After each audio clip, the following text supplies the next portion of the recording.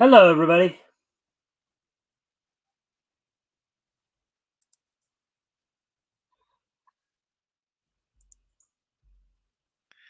And hello, Toyota. All right, looks like we already have three people in here, so that's good. It's good to see that. And for those who haven't, if oh man, I totally forgot. Man, should tell you how sometimes being sick can really affect you. Yeah, you forgot to put up the ticker. Well, yeah, for one thing, and also just set some other things that I normally set for the shows, but I can do that right now. So alrighty then. Let's see. So, if you guys can, as you notice on the ticker there, as Rick called it, um, banner, I think is the term they use here. And we're back down to one person viewing. Um, Up, down, down, up. yeah, but anyways, if you haven't already, if you can like and share the stream and see if we can get some more friendly people in here, that'd be appreciated. Also, anything we talk about tonight, um, anything we talk about tonight grabs your attention, feel free to comment and or ask questions, and we will try to answer them to the best of our ability. Oh, Rick, I'm gonna go off camera for a Okay. quick moment to do a couple things, but while I'm gone, you wanna, I don't know, introduce yourself, just figure out what to do, just figure Try out and entertain the troops. why I take care of a couple things real quick. Well, as I hope probably most people know, here I am, the Piper, the Rick Piper of Comics of the Cross or Cross Comics, something like that, right? Well, it says Cross Comics, so yeah. I am Rick Piper. I live in Canada. What else can I say? I am going to Comic Con this week. Well, next weekend, actually, technically. In Saskatchewan, Canada. Well, that is the province. I don't know why I put on this accent, but I do.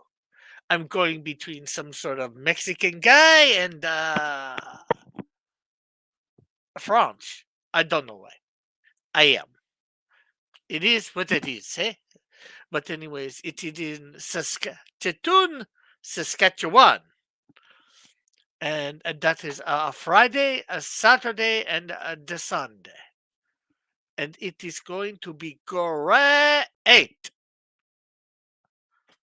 This will be my first 3-day con as a somebody with a table. Um, actually, I've attended cons that are 3 days, but I've never attended 3 days in a row because usually I go, I see what I want to see, I do what I want to do. And, why come back a second day and pay all that money to get in the door when I'm not going to be doing anything more? One day's good enough for me. And unfortunately, most of the celebrities are way too much to get your picture taken with them, especially when I'm using my camera, and they're getting paid to be there as is.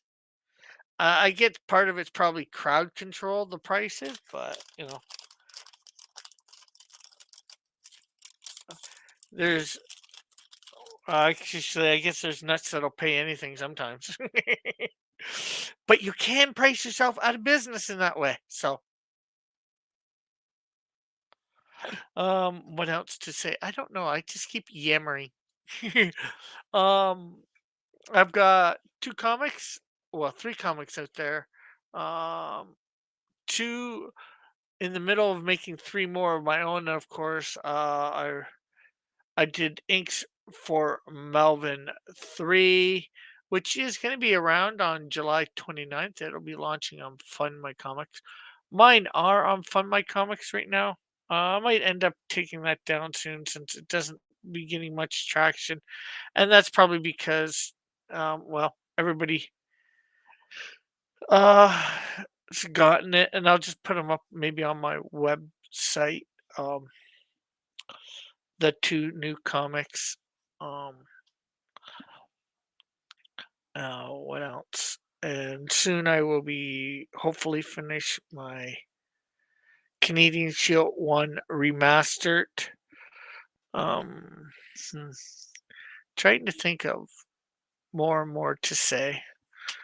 Oh, say, can we see by the dawn's early light? Da da da da da da da. I'm really going crazy. Crazy am I going? So what you see here on mine screen of the two of us is the cover for Snowdrift number 2, which is being made as we speak. Speak. I have almost 5 pages done. I should have the fifth page done before I leave on my trip, and hopefully I don't trip too bad, eh? Oh, what? What shall we do with the drunken Rick? Okay, there won't be a drunken Rick because Rick don't drink. No, just you leave me here long enough just talking to myself. I'm gonna go a bit wacky. If anybody's out there, please comment. Give me somebody to go off of. Oh, we got Mike back finally.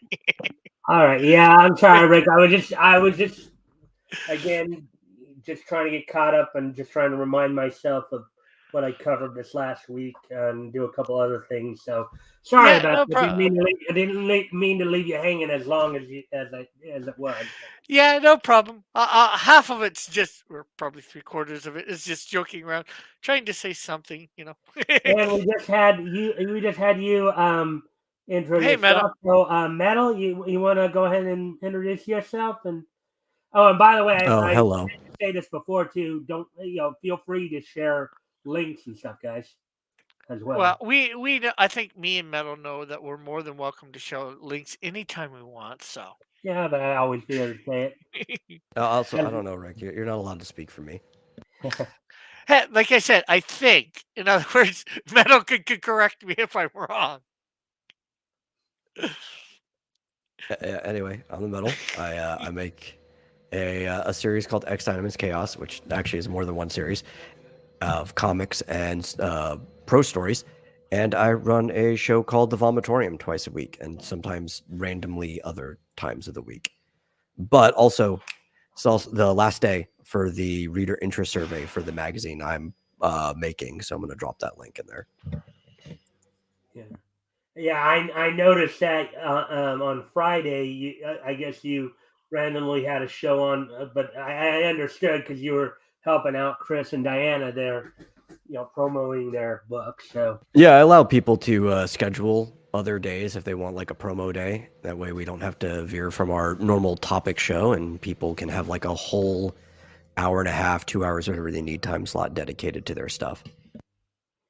all right, and there are the links right there, folks. And if you haven't already, if you can like and share the stream, see if we can get some more friendly people on here. That'd be very appreciated. And also, if anything we talk about tonight uh, grabs your attention, feel free to comment and or ask questions, and we'll try to answer them to the best of our ability. All right, so with the intros out of the way, okay, Tim's not here yet, so we can't do at least the rewind. Yeah, I'm sorry. I'm sorry you got in late though. But Metal, you know that you can go back and watch that episode on Friday, right? Because you came in just as we finished the readings. So if you wanted to go back and hear me Yeah. read through the comics, you can go ahead and Yeah, I might have come watch. in late too because I was watching Metal's show with Chris and Diane. Yeah. Yeah. So um, yeah. So anyways, yeah, there wasn't a whole lot going on this past week in terms of World of Neat. I did cover the Indie Comic Showcase on from Bleeding Full that came out on Wednesday, and then there were some other things that kind of went down. I was just looking through, trying to remind myself of some of the stuff that was going on. I know. I guess Zeb Wells was pretty much Zeb Wells from Marvel Comics was pretty much saying that I guess some of the editorial staff were telling their writers not to go to conventions because when I guess the new reveal of what he was doing with the Amazing Spider-Man and with Mary Jane and Peter and all that was going to probably end up upsetting a lot of people, and therefore they were just warning him, hey, you might not want to go to the conventions because you'll probably be getting hassled Some for it. flack. Yeah. And what are they doing? Is that they're getting marrying Mary Jane off to somebody else? I have well, actually, as they actually did that because I think I did see a panel on that um where she and Peter were kind of like I think that was one of the panels they actually showed where when Peter confronted her, he asked, "Well, who are they?" and she said, "Oh, that's my husband and kid." Oh, so she's married and has a kid, as if she's been married for a while.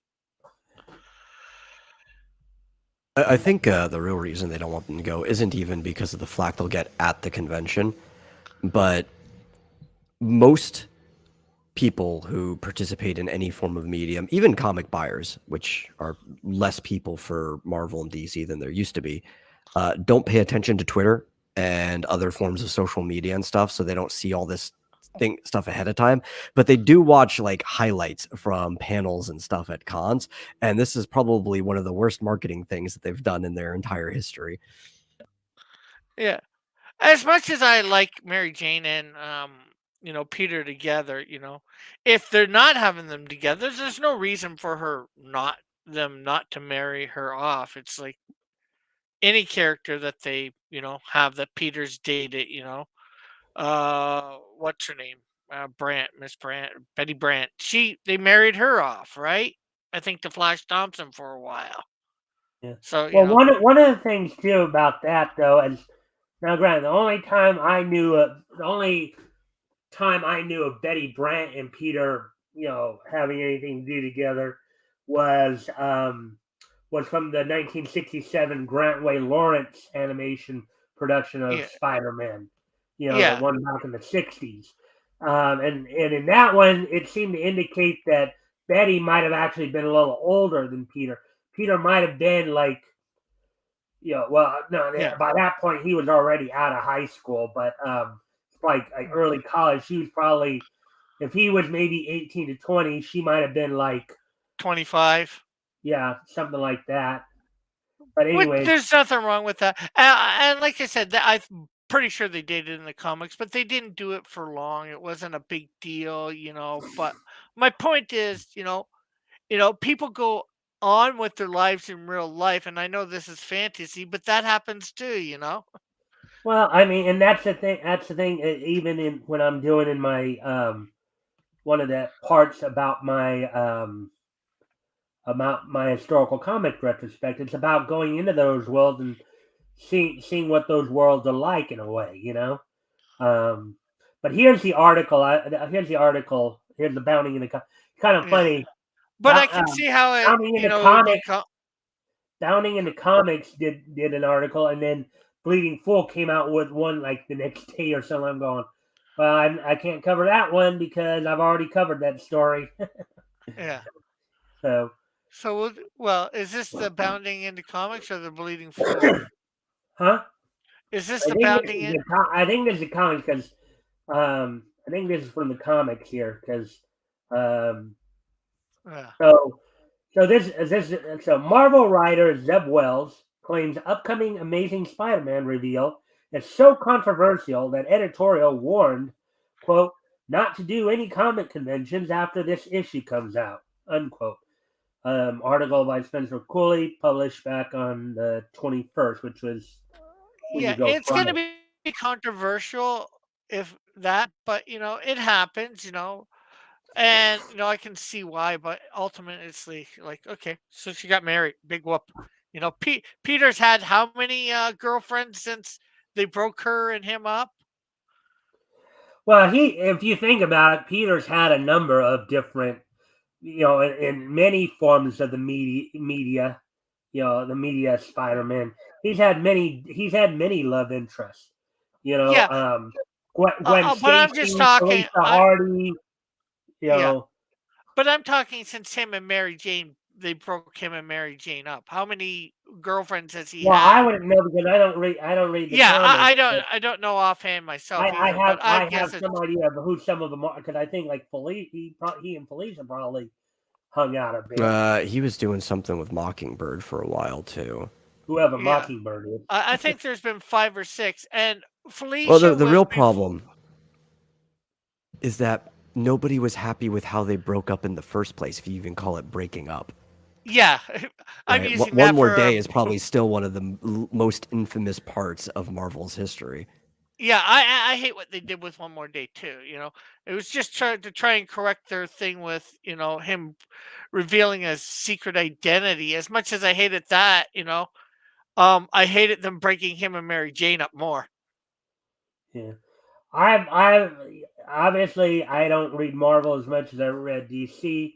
I don't, Yeah, I from what I have heard that One More Day is kind of a bit of a yeah, well-known storyline, yeah. but But aside from that, that's I'd say at least 15 years ago now, maybe 20.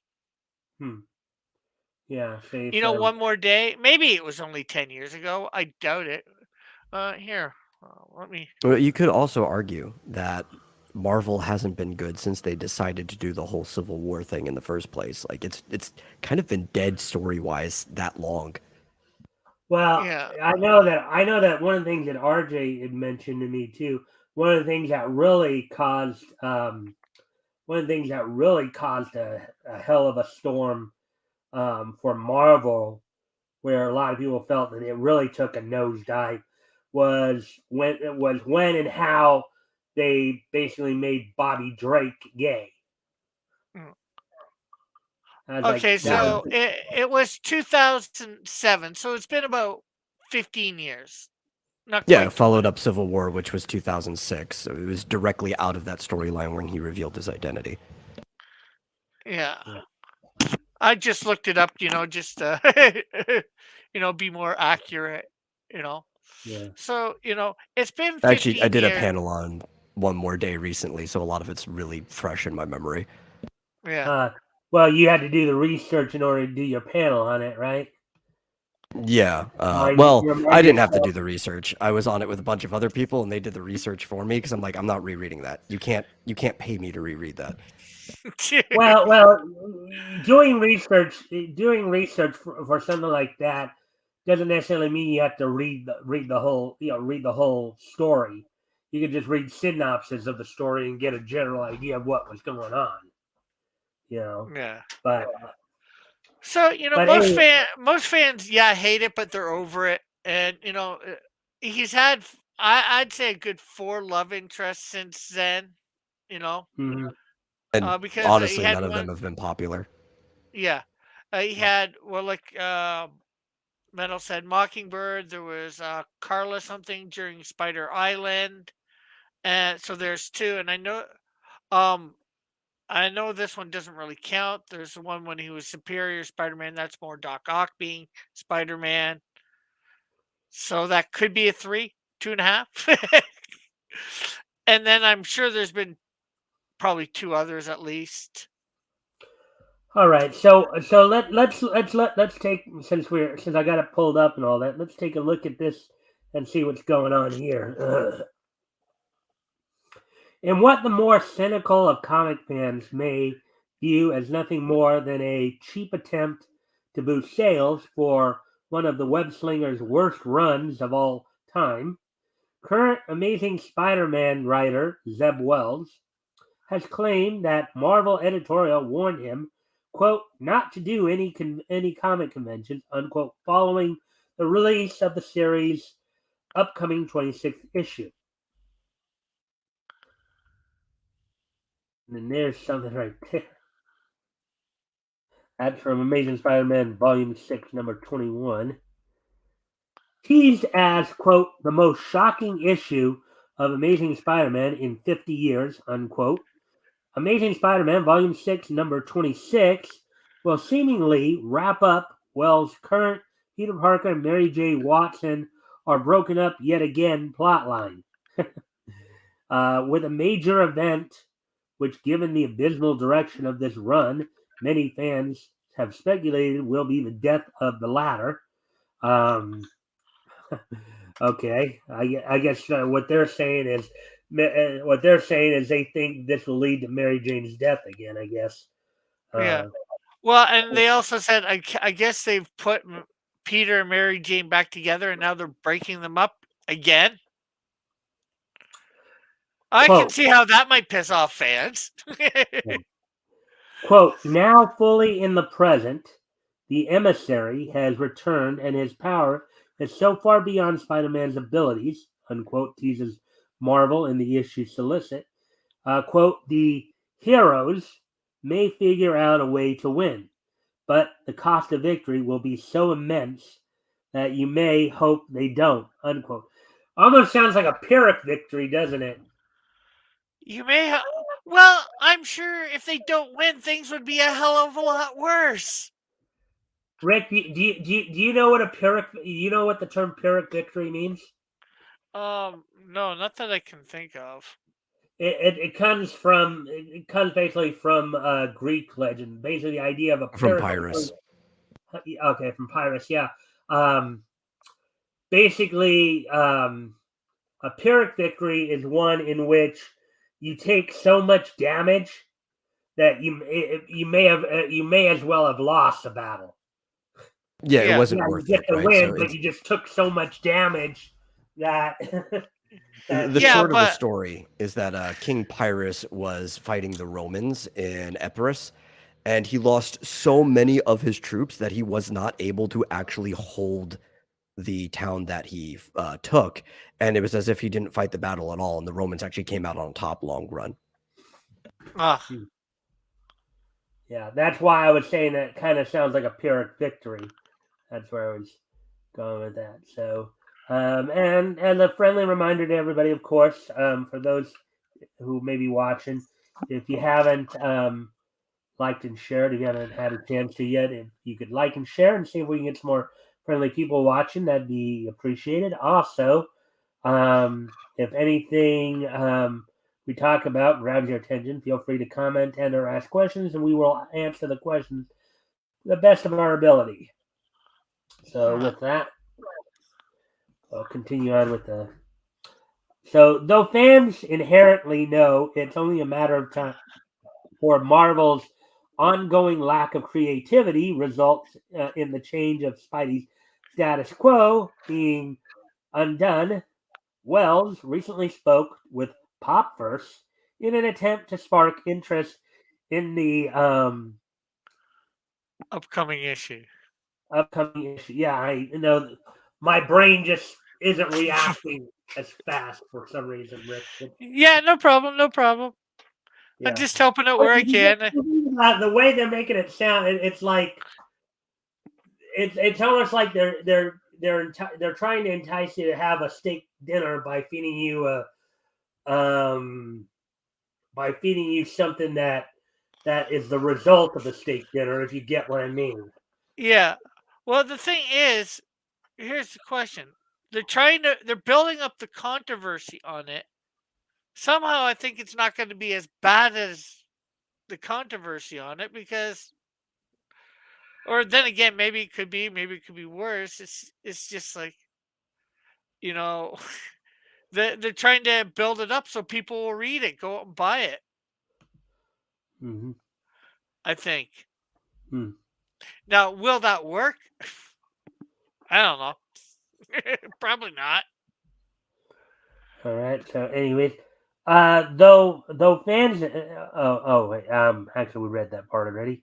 Um, following a brief retrospective on the damage he's done narratively to the wall crawler and his allies thus far, Wells was eventually asked by Popverse writer Joshua Lapine Bertone if he could, quote unquote, tease anything about the issue to which he replied, quote, I can tease that many people will be very mad at me, unquote. The attitude. The attitude. You know what the attitude reminds me of? Or seems like, because we don't know how he said it. We just know that he said it. Yeah, but the apparent attitude that comes from that, it reminds me of Kelly Sue DeConnick. You, On you, somebody who you remember gets what off on she said making that fans mad. basically, where she said, "Well, if you don't like if you don't like if you don't like what I have to say, then don't buy my stuff." I'm just thinking too. This sounds like they're trying to do something between, although I haven't read the issues before, but just from what he said, sort of where Batman gets his back broken, with Yeah. Bane releasing all the criminals and the killing of Alfred. So here, this is I guess a pan. I don't know if this is a panel from that particular book. I think it says just below it there. Yeah, I do agree real quick though. I actually think it's okay to make the readers Yeah. mad if, and this obviously doesn't sound like the attitude they have, but if you're saying, but there's gonna be a good payoff, which they never say. These people never say like it's coming to a good payoff or anything like that, right? Because sometimes you have to hurt characters and stuff for the payoff to come, but they never ever give you that payoff. Yeah, well, the thing is, Especially I get nowadays. more the impression they're not doing it for the payoff. I think they're doing it just so they can flip the bird Yeah, at exactly. Yeah. This says it's from number 24. Yes, volume 6, number 24, right here. Words by Zeb Wells, art by John Romita Jr., Scott Yeah. Hanna, Marcio Miniz, and Joe Car. So Peter Parker is confused as to find Mary Jane Watson giving him the cold shoulder. So that's kind of it's kind of funny. I wasn't I don't completely even sure if that was Mary Jane because you know who she kind of looks like right there with that headband and the way she's dressed. You know who she kind of looks like? Rogue. Yeah. Yeah, that does not look like Mary Jane. At least to me.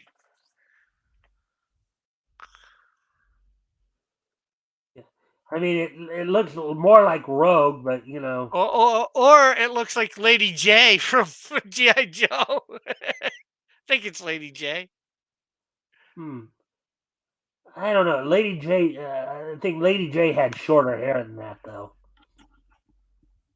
Yeah, well, it's just, they gave Lady J long hair or something. I don't know.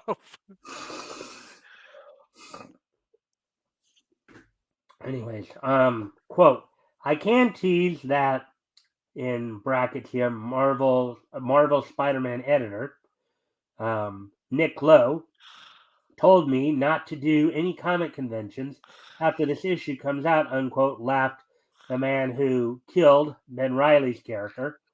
Quote unquote, people will be upset. Yeah, but people wanted Ben Riley dead. I did, but a lot of other people Not did. everybody, right? That was a very controversial decision. Yeah. Well, like I said, not everybody, but I think there was more fans that okay, maybe they didn't want him dead, but they hated the whole clone thing. Isn't he back now in current Kanan anyways? I don't know. He might I be. I think I read somewhere where in a storyline they have him involved with the Goblin Queen in current Kanan. I know the Kane clone took over the name Scarlet Spider. Last time I knew, anyways. Yeah.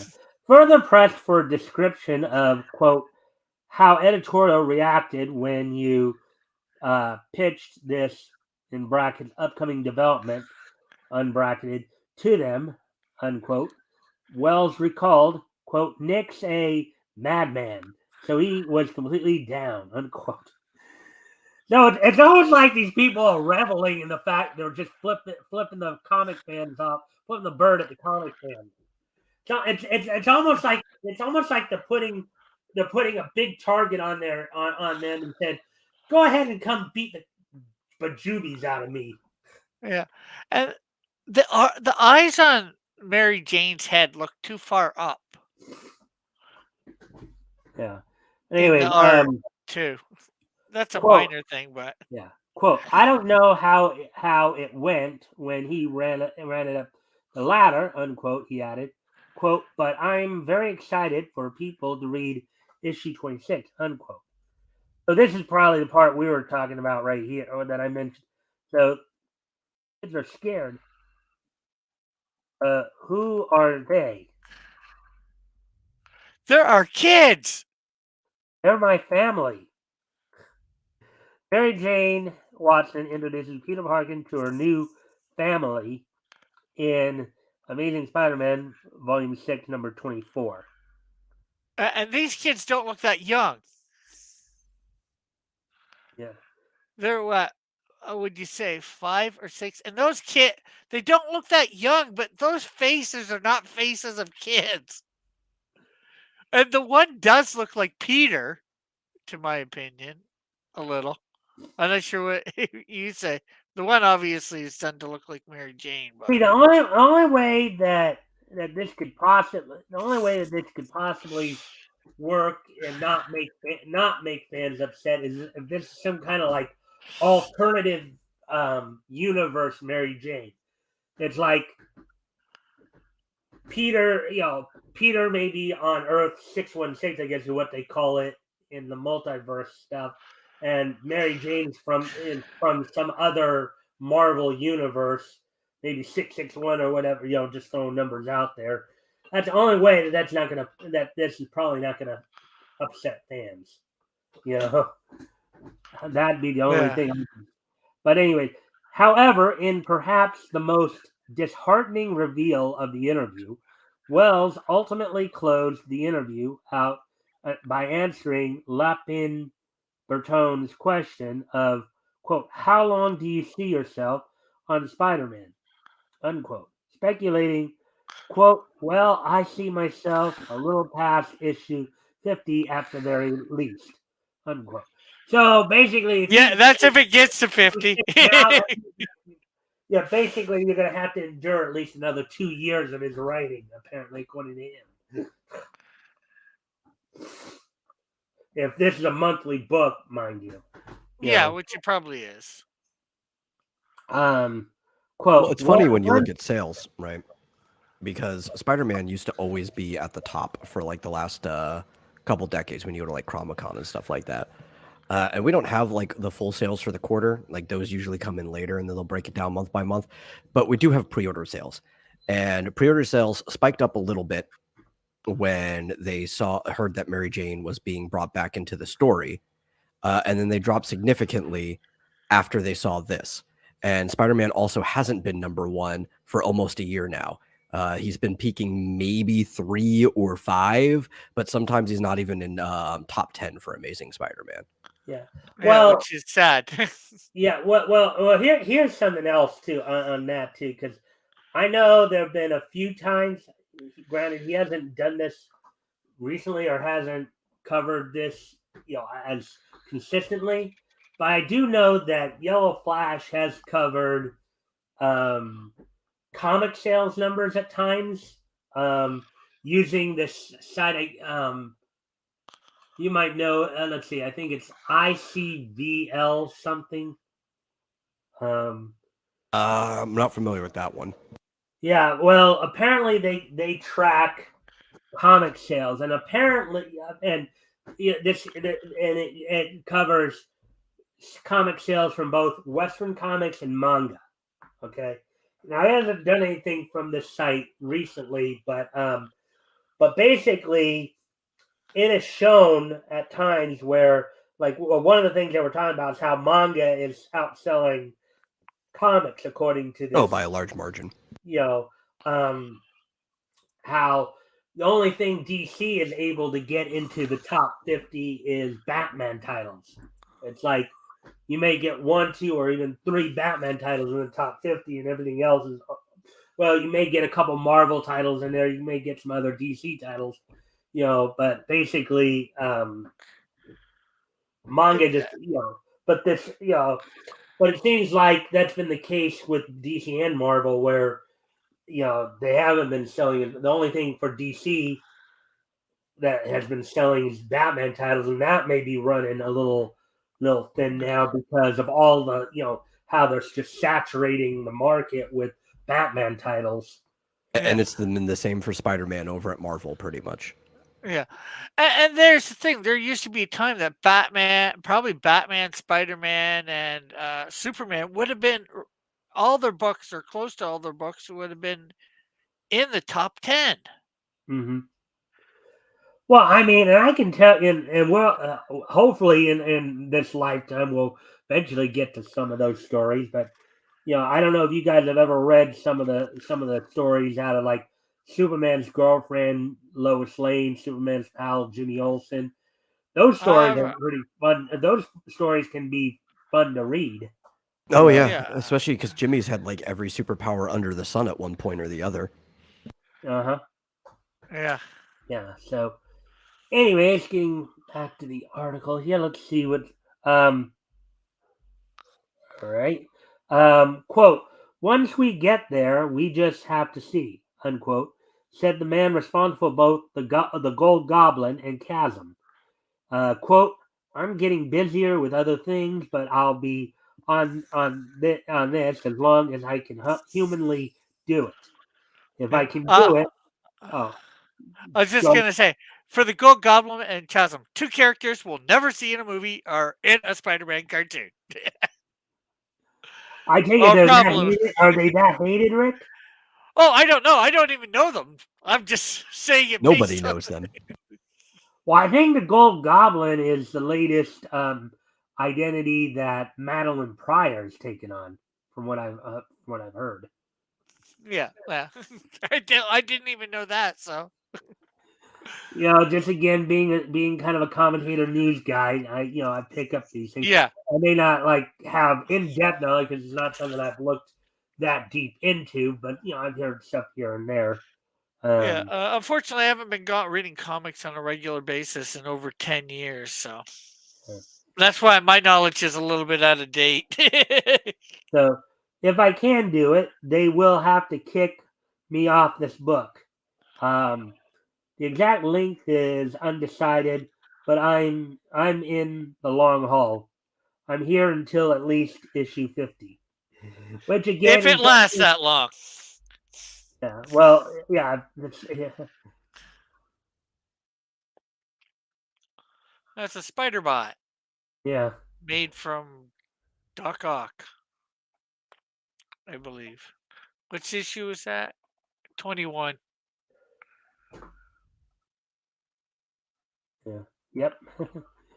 Meanwhile, in terms of Ben, parentheses, and yes, this highlight is entirely personal one for this article's author, parentheses, Wells has seemingly confirmed that he is not done ruining his life. Oh Of boy. course, they wouldn't be. He wouldn't be a Spider-Man character if he didn't have the Parker luck. Anything that can go wrong does go wrong, or no, anything that he does, good, bad, ugly, or in between, will come back to bite him in the butt somehow, some way. Asked about his plans for the first man to don the identity of the Scarlet Spider, Wells asserted, quote, I think that Ben is like at the midpoint of a very interesting arc. I would never leave the book without doing more with Ben Riley or trying to bring the story to a close. He's going to be a big part of the book going forward, and now that he's in the tower with Madeline Pryor, there's even talk of other books using him, which would be great fun. See how I told you earlier that Ben's apparently Yeah. involved with Madeline Pryor? Oh, I know who the parents of those kids are. They're Ben Riley. Yeah. Barring any unforeseen delays, Amazing Spider-Man Volume 6, number 26 is on track to web sling into stores on May 31st. So at And the end of what next month. they showed Chasm up there. If you go that cover that you just Oh, that's Chasm right there? Yeah, or it's there is only a chasm. I'm not. He looks sort of like a symbiont You or know, something. that's what I'm I not was sure what thinking he is. because he kind of reminds me of Carnage, actually. The Yeah, face anyway. Marvel ruins Ben Riley's character for nothing more than shock value in Amazing Spider-Man Volume 5, number 39, 2022. Word by Zeb Is that Wells, Ben art by... Riley's new identity? Is Ben Riley Chasm? chasm could be. He does have a Scarlet Spider vibe when I really look at it. Or well, I should say not so much um, Scarlet Spider, but I should more say Ben Riley Spider Man. I never cared for Ben Riley. Hmm. I I didn't liked him want him myself. dead. I just like retire to the countryside or something. But I never cared for him. All right. Well, now that there's another person, I need to step away from the computer for a moment or two. I will be right back. But if you guys want to converse amongst yourselves, maybe you guys can figure out something to talk about while I'm gone. No, So, we'll let it all be dead air while you're gone. Or we'll just yeah. complain about how Rick can't seem to pronounce the word chasm. To me, it's Anyways, guys, chasm, I'll be That right chasm. is back. how the word chasm is spelt, like a gap between a gorge, Yeah, I the don't know. I long don't know. chasm, which I think is what he's supposed to be too. I Uh, don't know. God, he's such a weird looking character. I try not to follow Spider-Man, honestly, because every time I see anything about modern Spider-Man, I'm just like, why? I'm upset. I don't want this to be a thing. It pains me. yeah. Hey, Joshua. Joshua says I like the Scarlet Spider. Yeah, I like the Scarlet. Well, the original Scarlet Spider. I even liked Ben Riley as Spider Man. So I know. I have the books from that whole thing, or a bunch of them from that whole time. Obviously, it wasn't the first way I was introduced to Spider-Man because I remember the Spider-Man 1966 and all that, or whenever that one program came out, which is really unique. That he got a cartoon so quick to his creation because he was created in the 60s, early 60s. Spider-Man. Yeah. But then again, I guess it's no different than Superman and Batman getting their own movie serials back in the 40s, so Yeah, close to yeah. Or their like those creation. those really old cartoons for Superman and stuff. Like they got stuff very, very early on. Yeah, because there was stuff that you had to go back every week, like a 5-minute show or 10-minute show for movies. Back then, they were just you had to come back every week, or maybe they're a half hour. I don't know, but Well, Batman and you Superman. couldn't watch them at home. You had to go to a theater to see it. Yeah, Batman and Superman both ended up having one of those each within, less than 5 years of their creation, I think. Uh, I should see what those These things were. were also massively popular back then. Like we look at comic sales now, and they are actually kind of pitiful for Western comics compared to how they used to be.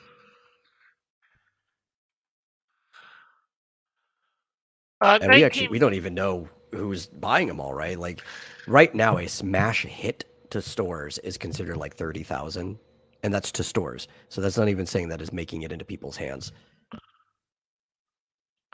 Uh, I think I saw 1943. So that he was created in 39, I think. Batman. So within like 5 years, he had uh, you know something in the movie theaters technically. Now, by today's standard, it was really corny, but Honestly, some of the cornier stuff is the better stuff. There's more love for it. uh, okay. So Superman, it doesn't look like it was quite so quick because it looks like it wasn't. till 1948. So it took Superman 10 years.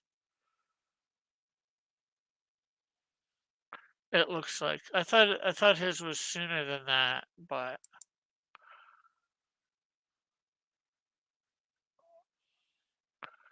maybe this is the first one, maybe it's not. I don't know, but I'm pretty sure it is.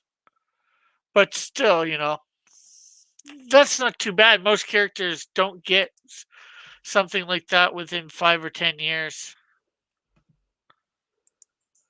I like short. Hey, Joshua, welcome to the stream. Hopefully you've enjoyed it thus far. All right, I'm back. Sorry about that, guys. Oh yeah, I No also have to problem. give Joshua a good hail raven. So, anyways, so that was one of the stories I covered. Then one of the other things I did this week, on Thursday, since there wasn't much going on in the world of Nietzsche, I do what I'll do sometimes occasionally do kind of a little mini documentary where I went over the history of famous studios. You guys know what famous studios are? You guys remember famous studios? Yes and no. Vaguely. I know there was here in Canada Famous Players Studios, which was a movie Oh, it's like company. Casper the Ghost and stuff like that. Yeah, exactly. Famous Studios was a company. Eventually, they became known as Paramount Cartoon Studios.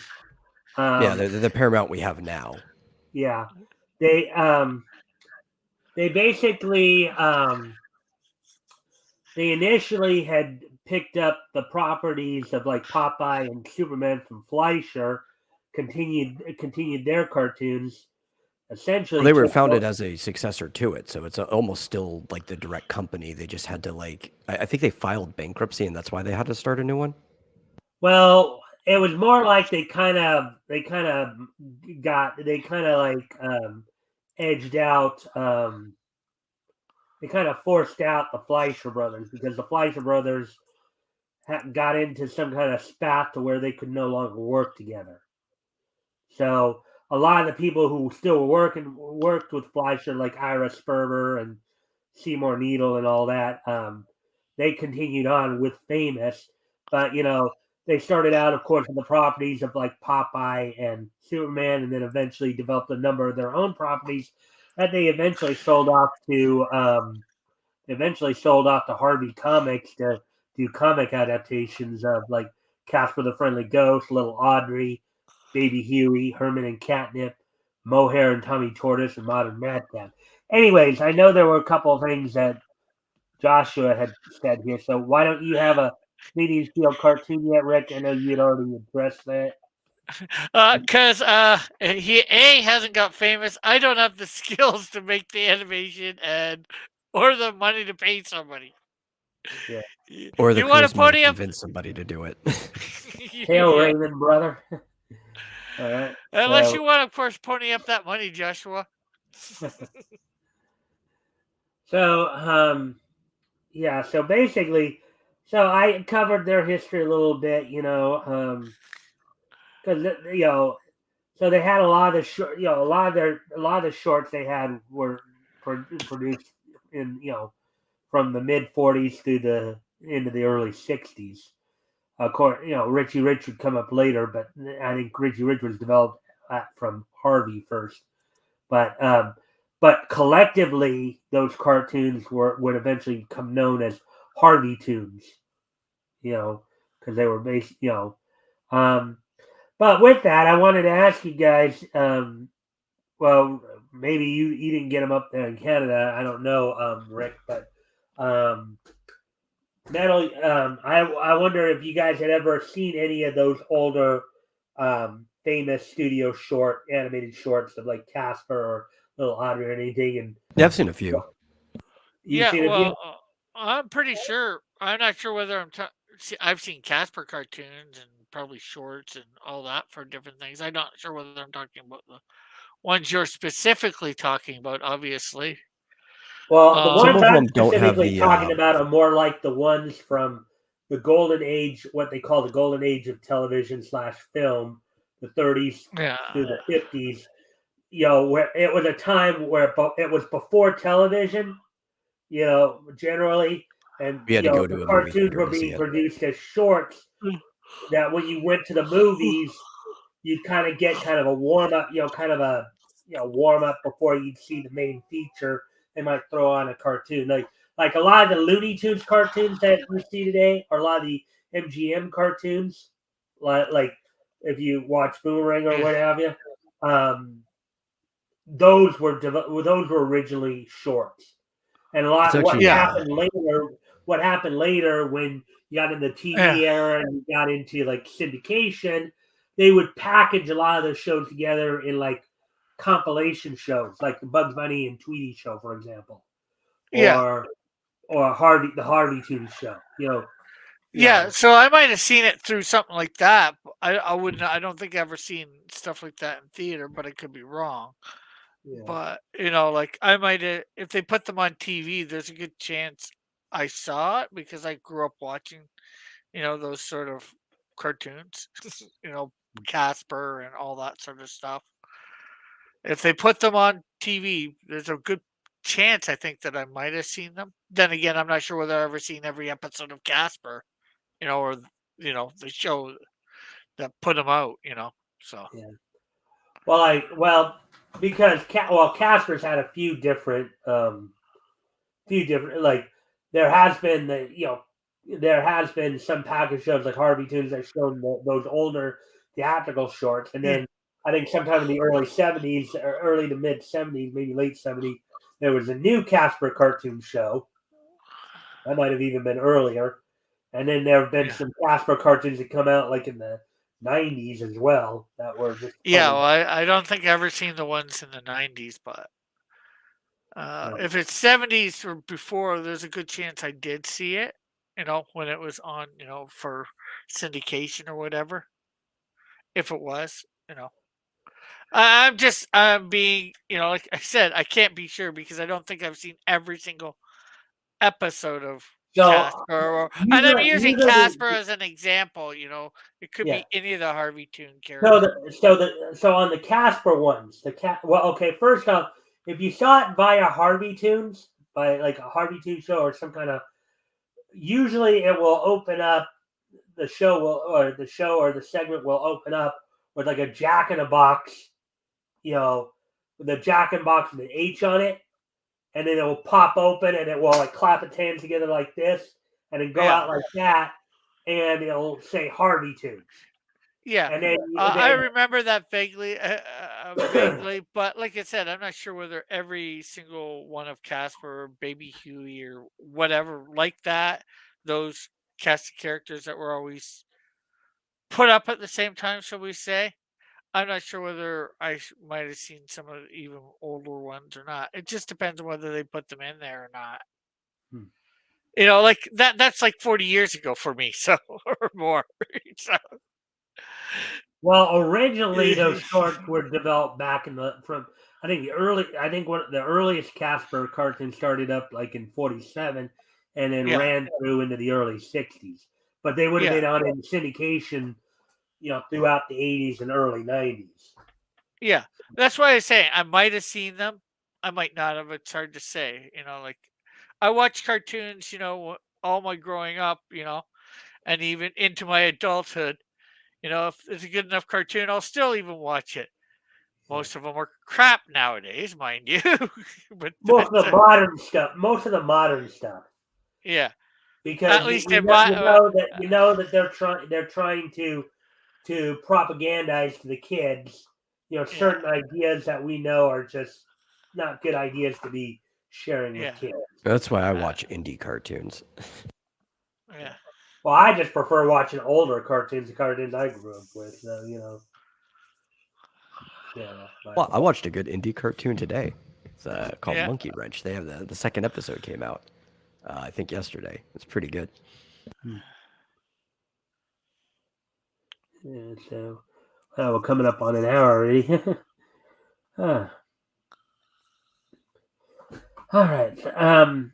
As I said to the chat, if anything that we talk about grabs your attention, feel free, of course, to comment and or ask questions. We'll try to answer the questions to the best of our ability. I know you said you were a Scarlet Spider fan there, Joshua, if you're still here. Joshua says, I have some DVDs with different old cartoons like Popeye, Superman, Felix the Cat, and stuff. Yeah, I have some of those too. Some of those. Felix is my favorite. Yeah, Uh, Felix is some of Felix's shorts were coming out from Van Buren Studios. In fact, I even Rick. You may remember this because it was one of the times we had George on, where I talked about. Oh yeah, this is a public domain cartoon, by the way, and it was a Felix the Cat cartoon from back in I think it was 1923. yeah. Joshua says, Monkey Wrench episode 2 is already out. Yeah. Yeah. Okay, that might be slightly exaggerated how he says it. Yeah. So let's see. Let me see if I can find because we still got quite a bit of time here, and I was hoping Tim would have came in at some point so we could talk about what we read on Friday and get him to share his views on that. But let me just go back to Bounding in the comments see if maybe there's something else we can find to talk about there. Can you guys hear my fan? I just turned it on. I don't think so. See, I was being polite and turned my fan off. Yeah, well, I'm getting warm here. I Oh, and had it's it. pretty hot in here. I had it off all this time. So I just turned it on, and I figured I'd ask as soon as I turned it on to see whether you guys could hear it, and if you could hear, I would have turned it right off. But since it doesn't seem like you can, I don't need to. Can you hear it, Metal? No, No, will you not really. see? Okay. Yeah, we had already done a lot of this stuff. Because I don't think it'd sound like wind. It would just you might hear the buzz of it running.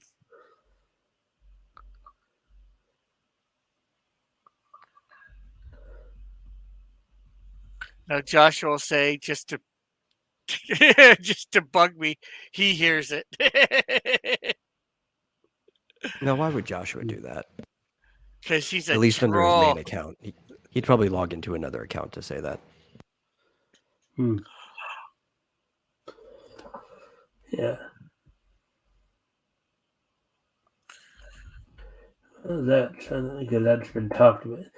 One of the other stories I covered from this past week too was, I guess Chuck Dixon had come out and basically was saying that wokeness by itself isn't what's killing comics. It's a combination of that with some other things, bad storytelling. But I think we are. Yeah, but the wokeness is creating the bad storytelling. Well, it's being enhanced by the bad storytelling. Comics have been killing itself before the wokeness got in. Yeah. Well, half the problem is the companies do something that they think the fans may like, and the fans complain, and then they change it, and then the fans complain, and then they change it, and the fans complain. Well, Half the time, the fans don't know what they want. Well, that part of it, but I think what's even more part of it is that is that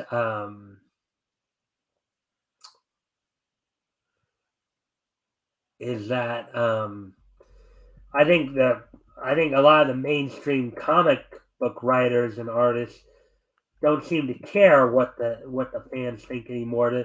It's like they're basically they're saying screw the fans that we've had for all these years. Screw these old fogey fans that we've had for like 20, 30, 40, 50 years. We want the fans coming in who are into all this other stuff. Yeah. We could care less what. Yeah. But what I mean is, okay, yeah, they had the thing with Jason Todd. Oh, should we kill him? Kill off Robin? Yes. Should we not kill off? They do it, and then, oh my God, they killed off Robin.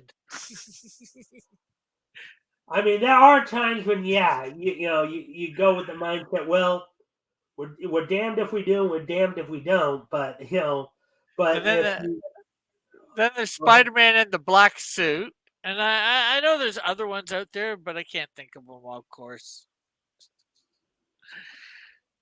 Those are just, I think, two of the more famous ones. yeah, well, I know that as from what I understand, I don't think animated they really ever in animated form put the whole Jason Todd story, about him getting killed. I mean, the closest that I know of that they came to kind of recreating that in a like animated series was in the kind of the Batman Beyond series where they basically where they basically said that the Robin, Tim. Now it was Tim. In the show he was identified as Tim Drake, Yeah. but he Well, was actually kind of a There was an combination animated of movie. Tim Drake and Jason yeah. Todd. And what they Yeah. did with them is they instead Yeah. of killing him off or having Joker kill him, Joker just made him into like a mini Joker, Joker Junior. You Yeah. know, But as a way. actually, they have They done did the a movie. killing joke as a movie. I think it was a two movie parter or whatever. I'm not sure. Well, even something slightly more kid friendly, slightly. There was Under the Red Hood, Yeah. which did talk about how he was killed and thrown into the Lazarus pits to be brought back. Yeah, which you could almost consider a sequel to the Killing Joke movie that they did to say, oh, he came back, an animated version of him coming back. I'm not sure whether they would have those two tied together in the DC animated universe, whether Yeah. those two movies are at all connected. Well, yeah. I mean, a lot the movies. I guess throughout the 2000, it's kind of hard to tell if all of the DC movies they've done throughout like the 2010s and here in the early 2020s And are all also, connected or not because even with there was a 'cause 6 years I difference think some between of the the movies movies. that came out even as early as the late 2000s. I don't think I think at some point in the late 2000s they started kind of getting away from what was the established DCAU of Bruce Timms and Yeah, Dwayne but well, McDuffie. by animated universe, I don't mean connected with Batman the animated series. I just mean a bunch of their movies are connected, and you can see that. I'm just not sure But that whether starts in those two. 2014 with Justice League War. So, Under the Red Hood was made in 2010 and is completely disconnected from all of that stuff. It came out way before the Killing Joke animated series came out. So it's actually kind of the first time they seriously addressed it in animation. Not to say that it hasn't been hinted or talked about before, like in Batman Beyond and stuff like that. Yeah, Yeah. and yeah, I'm pretty sure they did kill Jason in the Killing Joke. I can't remember offhand. In the comic book they did, but pretty sure they did in the animated series, or not the animated movie, I should say. Well, yeah, I think the thing with animated movies, you can probably get away with it a little bit more because it's an animated movie. I mean, Yeah, basically, it's kind of funny because apparently you can get away in some respects. You can get away a little bit more with certain things in if it's a movie than if it's a TV show. yeah. A good example of this is: did you guys watch the Transformers cartoon back in the 80s? I did. I think Meadows watched it, but he didn't watch it with I've me. watched it. I did not watch it in the 80s. Yeah, but well, when I said in the 80s of the basically the one I'm talking about, the one Yes, that yes. I've okay, seen the cartoon. G1, okay, the G1 Transformers cartoon, that one that started back in '84. Well, when they came out with the movie in '86, right? Yeah, And I remember reading about this a little bit. I didn't even realize this until I got the DVD package of it, but um, so in Transformers the movie, uh, Spike, who is of course voiced by Corey Burton, you know, in the movie. Now this is an animated movie that, well, it did cause a lot of controversy because they killed off Optimus Prime in it. But one of the other things that happened in that movie was Spike actually uttered the word shit. Yeah. He uttered Yeah. the word, I saw that and movie. it got past the censors apparently because nobody picked up on it until years later, I guess. Yeah. I saw that movie in the theaters, and I didn't even. Well, I can So make the if argument on why movies get away with more. And it's also the reason why older cartoons, like the ones you had to go to the theaters, could get away with more than even their same predecessors later, right? And the reason for that is because you have to opt into a movie as opposed to like a cartoon on your TV you have to opt out of, right? So like a kid can flip through the channels and it's like, oh, it's cartoon. So one cartoon plays after another, and a parent would actually have to actively come in and turn the TV off if they didn't want their kid watching that cartoon, as opposed to like buying a DVD or VHS back then, or going to a movie theater. You have to make like the active participation of going there. Yeah. yeah. Actually, I remember, I remember years ago. Of course, most people now know about like Toonami and Adult Swim and all that, and Oh yeah, I love Toonami when it started up. yeah. Well, it still runs. It's just now it seems like they're going away from. Well, I know this has been happening the last couple of years here, where where some of the companies that used to like license the stuff to dub and distribute. Now they're not doing that as much. Now they're trying to create their own anime, but that's another story for another day. But I do remember back when like Toonami and Adult Swim were earlier in there. I remember my sister asked me once, uh, is this cartoon for kids?" Because I think at the time I just happened to come out of my room and they had, I guess my nephew who was a child at the time would watch. I think it was Aqua Was Teen it Hunger. Tenchi Muyo? Because I would question if that was for kids. What was that? Oh, I remember probably the most questionable one on early Toonami when it first started off was Tenchi Muyo, and I'm like, that show is definitely not for kids. But yeah, that was shown in the afternoons. Yeah, it was in the afternoon block when it first started. It was like Tenchi Muyo. I think Sailor Moon was one of them. Well, Ronin this is at Warriors. night that this happened, I think. But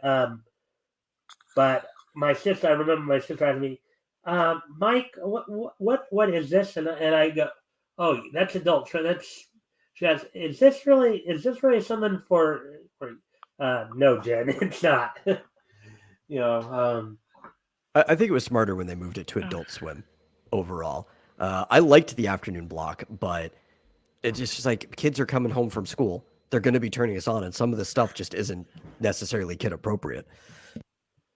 Well, yeah. Well, Toonami though was because okay. So when I was growing up, the traditional after school afternoon block was usually 3 to 5.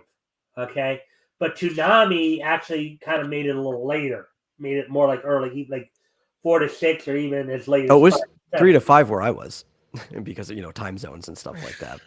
If we were Yeah. watching the Eastern version, yeah, it would be 4 to 6 for people on the East Coast. But if you're Central, then it's 3 to 5. Yeah, but Yeah. Would depend on where you are, for sure. yeah, but Yeah, but then I hated that. Cartoons usually started before I got home. you know. well, Then again, I usually had when I was a kid like that. I usually had to take the school bus home, so hmm. could just race across the street and start watching. Well, I was in special ed, so I obviously was on a school bus. um, Yeah, I was in special ed for a bit too. I got myself I got myself out of it. I don't even know why I was in it to begin with. They never ever told me. They never gave you a diagnosis? No, and I don't think they gave my mom any sort of diagnosis. I was just put in it for whatever reason. Oh wait, you have a diagnosis now, don't you? No, Oh, all right. I know Chris had admitted to being like on the spectrum. I thought maybe yeah, you had said something about that too, but Rick is on his own spectrum. yeah. But well, I know there that was came a one of time. my diagnoses is being on like when I was born, they diagnosed me with a mild form of cerebral palsy, hemiplegia. I had a club foot, and I was mildly autistic. Now it's hemiparesis, club foot, and still mild. Even though for a while there they had changed my autism diagnosis to Asperger's, and then changed it back to autism and then they put everything back under the autism umbrella. Yeah, Yeah. when um no and I got, like I said, I got myself out of special ed. I saw somebody else get out. I'm like, what the heck? You could get out of this thing? How do I do it? Tell me Well, in how. my case, I eventually was maneuvered out because basically by the time I was in seventh grade, they felt that I was ready to, because, well, again, it just goes to show you the differences, though, back when, like, we were growing up, Rick, back in the 80s there, and now, because if we were going to school now, we probably would not. I don't think neither one of us would have been in special ed. You definitely probably, if you don't even have a diagnosis, you probably would not have even been in special ed. Um, Yeah. I would not. I Well, probably would not have been in a SDC environment, yeah. but I would Yeah. more likely I would have probably had like a staff with me to help keep me on track and all that. Yeah. Well, I'm not sure whether here in Canada you need a diagnosis to be put in. I don't know how that thing worked, especially back then. They put you in special ed because you're Canadian. It doesn't work like that when you're all Canadian, Right. I mean, Joshua. they'd have to be putting. If that were the case in Canada, if they were putting people in special ed because they'd have to put the entire country in special ed. Just lock the whole country up in an asylum, right? Yeah. But yeah, it's like, okay, as soon as I realized I could, work my way out of here, it's like, I want to do that. Well, the thing is with me, I'd shown that I could handle, that I was smart enough to handle the schoolwork. My issues were more, obviously the social emotional stuff, the behavioral issues more than anything else. Yeah. You know, The only thing I can think, I had failed a grade, and I think in grade one, because one time in grade one, because a teacher wouldn't let me go to the washroom. I think I ended up peeing my pants in class. That's the only Hmm. thing I can think of that might have got me into special ed. They thought that I'm guessing as a 6, 7 year old, you couldn't control your bladder, and that puts you into special ed. I guess, or whatever. I That don't just know. goes to show you that just goes to show you the thought process of Canadian administrators. That's only my best guess. I have no thing because it's not even that I can't control my bladder. It's a kid that pees his pants or whatever. Behavioral issues or something. I don't know. Like I said, I was, like you said, 6 or 7.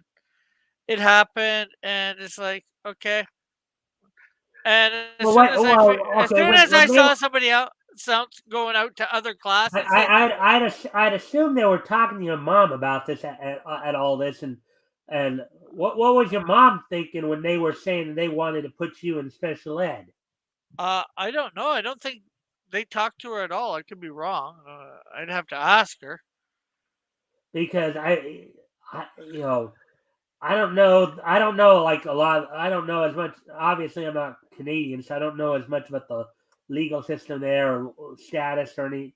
I know a few things, but not like a whole lot. But I would imagine that they would have, even if it was a case where they didn't necessarily need her permission to put you into a special day class environment or special ed or what have you, they would have at least mentioned it to her that they were doing it. I mean, I would have thought that your mom would have had some issue with them putting you in special ed.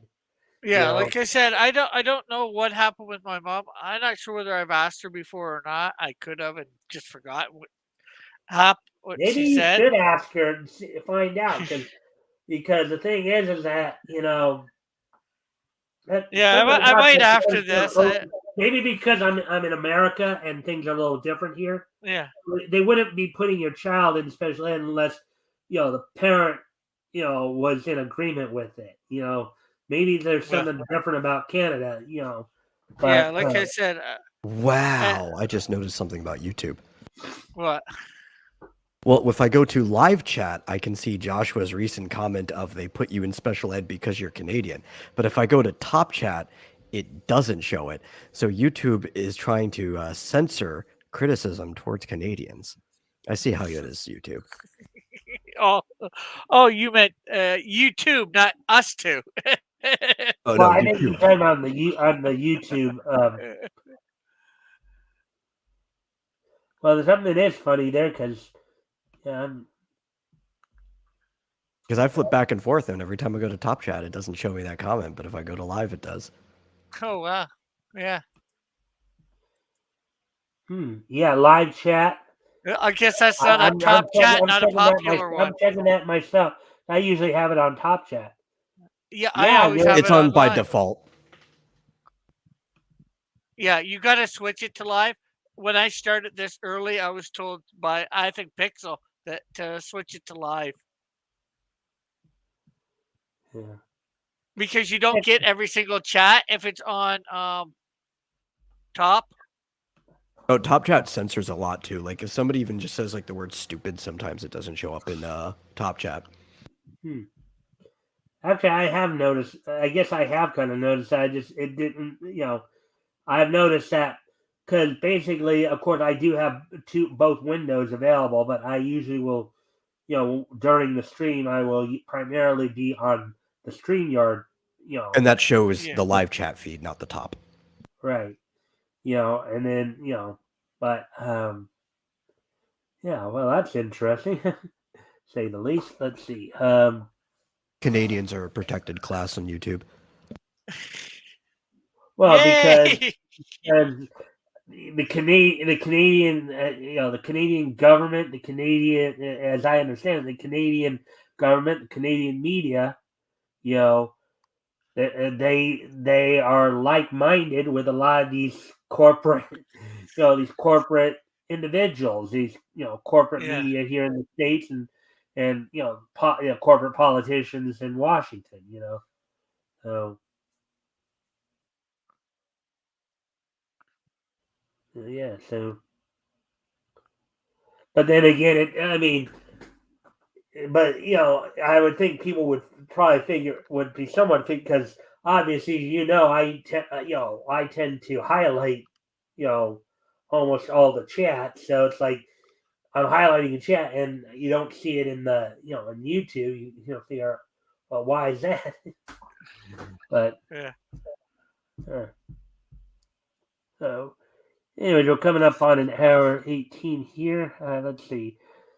Talked about the Harvey Chan thing. I talked about we kind of touched on the wokeness thing. We talked about Zeb Wells.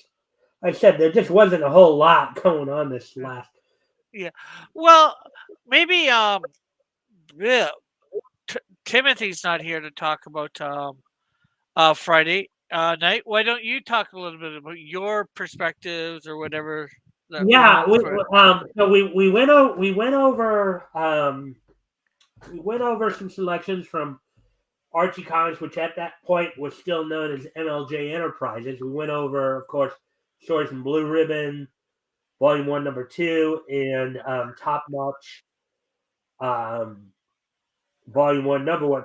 one of the first things I noticed when I was basically doing my pre-search, you know, prior to the show, you know, Yeah. so on the cover of Top Notch #1, they had a character named the Wizard, who was a superhero.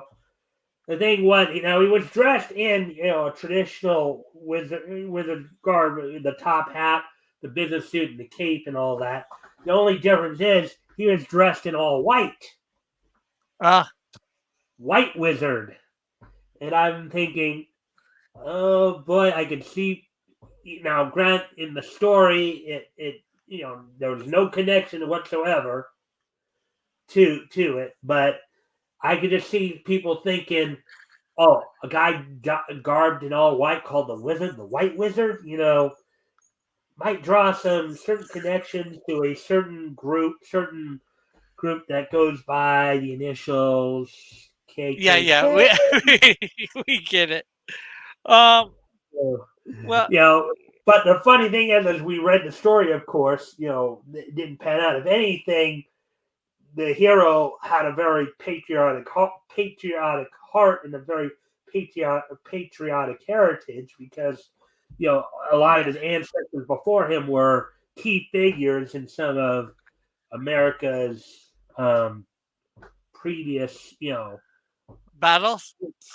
battles, and like his great great grandfather was, I think, an aide to Washington.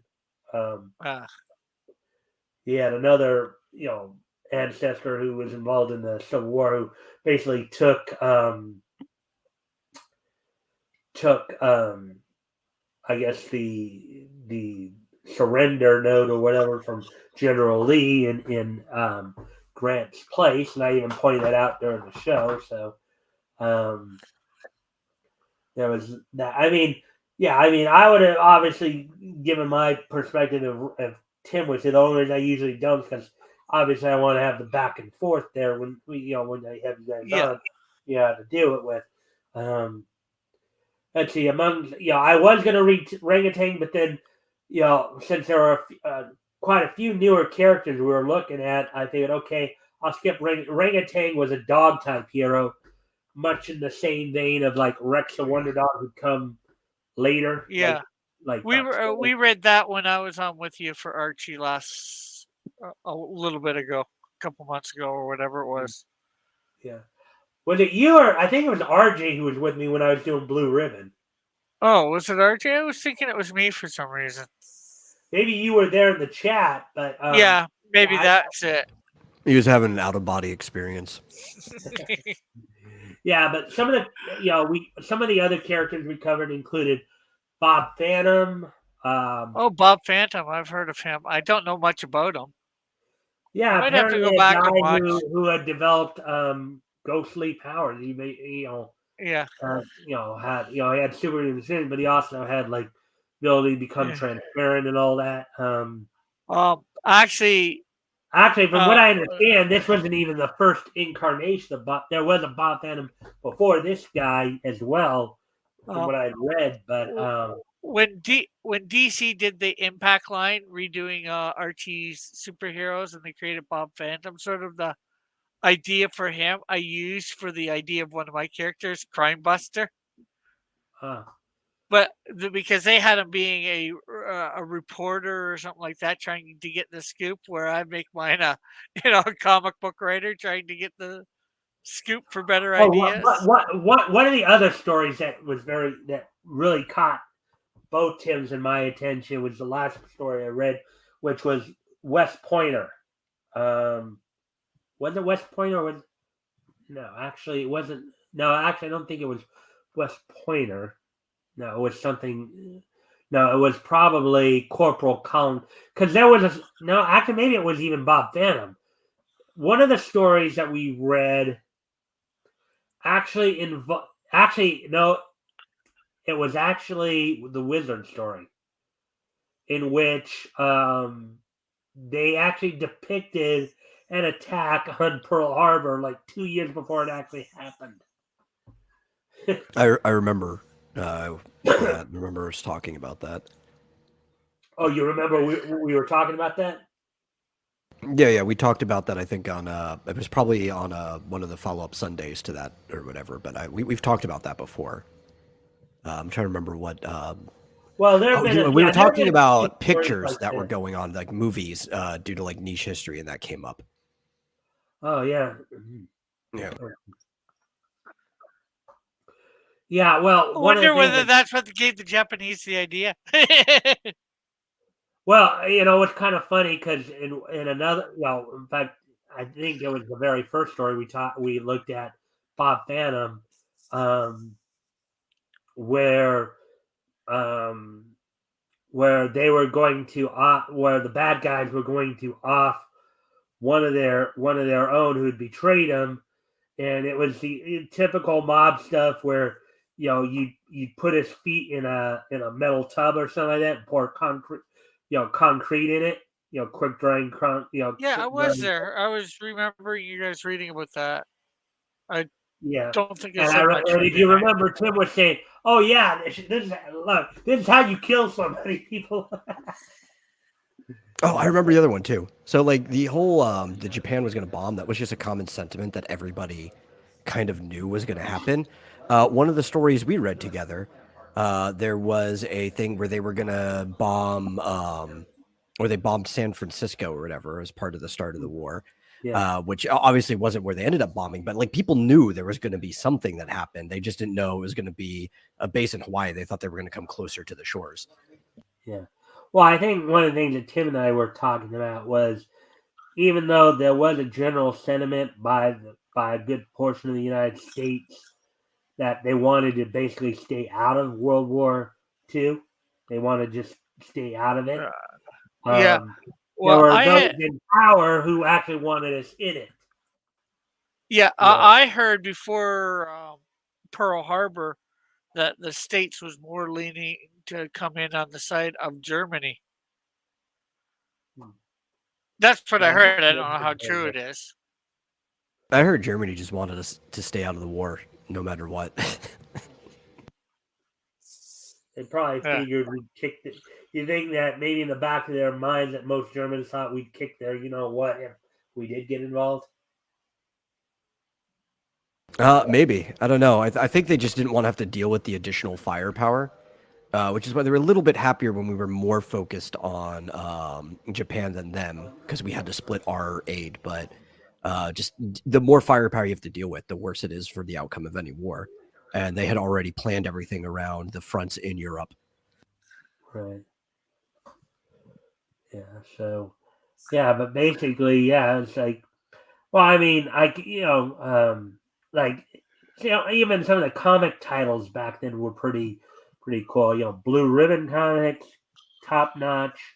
You think of some of the titles that some of these companies came up with, at that time. Of course, those were the two that the MLJ Enterprises were coming up with, but you have other titles like Speed Comic, from Harvey. You had like, from in DC, of course, action, adventure, all American, um, detective comics, and more fun. You know, um, Marvel had, initially started out as Kind of funny. They started out as Timely Comics as the name of the company, and the first comic they published was the name they eventually took for their company, Marvel Comic. And then at issue 2, they decided to change it to Marvel Mystery Comics. And there's Daring Mystery Comics. And I don't know if either of you caught, not this past Fridays, but the week before, but when Terry was on with me, we were looking over, the stuff from Marvel. We're just marveling at all. Well, yeah, we talked about this last Sunday too. How we were just marveling at all the adjectives they were using. You know, not as much that in the stuff from this past week's stuff, but it has some interesting characters. I just wish I could kind of remember. Maybe I should go back and just take a quick Yeah. peek. Well, with each host that you have, different things more end up seem to stand out or whatever. The different hosts focused on different things. It seems. Yeah. Yeah, I get that. Like you and Tim in particular tend to look more for like the kind of the like the The plot ridiculous hole. plot holes. Yeah, that's what you I, guys. I tend to, and I do a little bit, say a little bit, comment a little bit on the art here and there too. Yeah, When I see I something super conspicuous, or maybe even semi-conspicuous. yeah. I'm just going back to take a quick peek at something from. Yeah, I tend to focus on history because I really, really like history and like connections like that. I tend to focus the coloring. I remember that was something I focused on when we were on there. And also, and this is just something anytime that I read or watch anything, I have this necessity to point out when something would have killed someone, Yeah, which Yeah, happens a lot in comics. Like, no, that guy would have been dead. That guy would have been dead. yeah. Batman would have ripped that guy's arm off. Yes, yeah. Silver Fox was the other feature. That one was a kind of a crime drama, crime noir type book, and basically a basically about a private about a detective, whether he's a police detective or private detective, had like a silver streak in his hair, and he taught, and the whole story revolved around how he was basically talking to a bunch of his cop buddies or whatever, who they were asking him, "Well, how did you get the name Silver Fox?" You know, and that was what that was. So yeah, so let's see, Corporal Collins, Silver Fox, Bob Phantom, and then from Top Notch, of course, Wizard, the Pearl Harbor Peril. So it was the Wizard story, the Pearl Harbor story one. And the other story we read from that one, I believe, let's see, West Pointer. That one was an interesting one, too. West Pointer was basically about a kid who was orphaned in Kentucky who basically,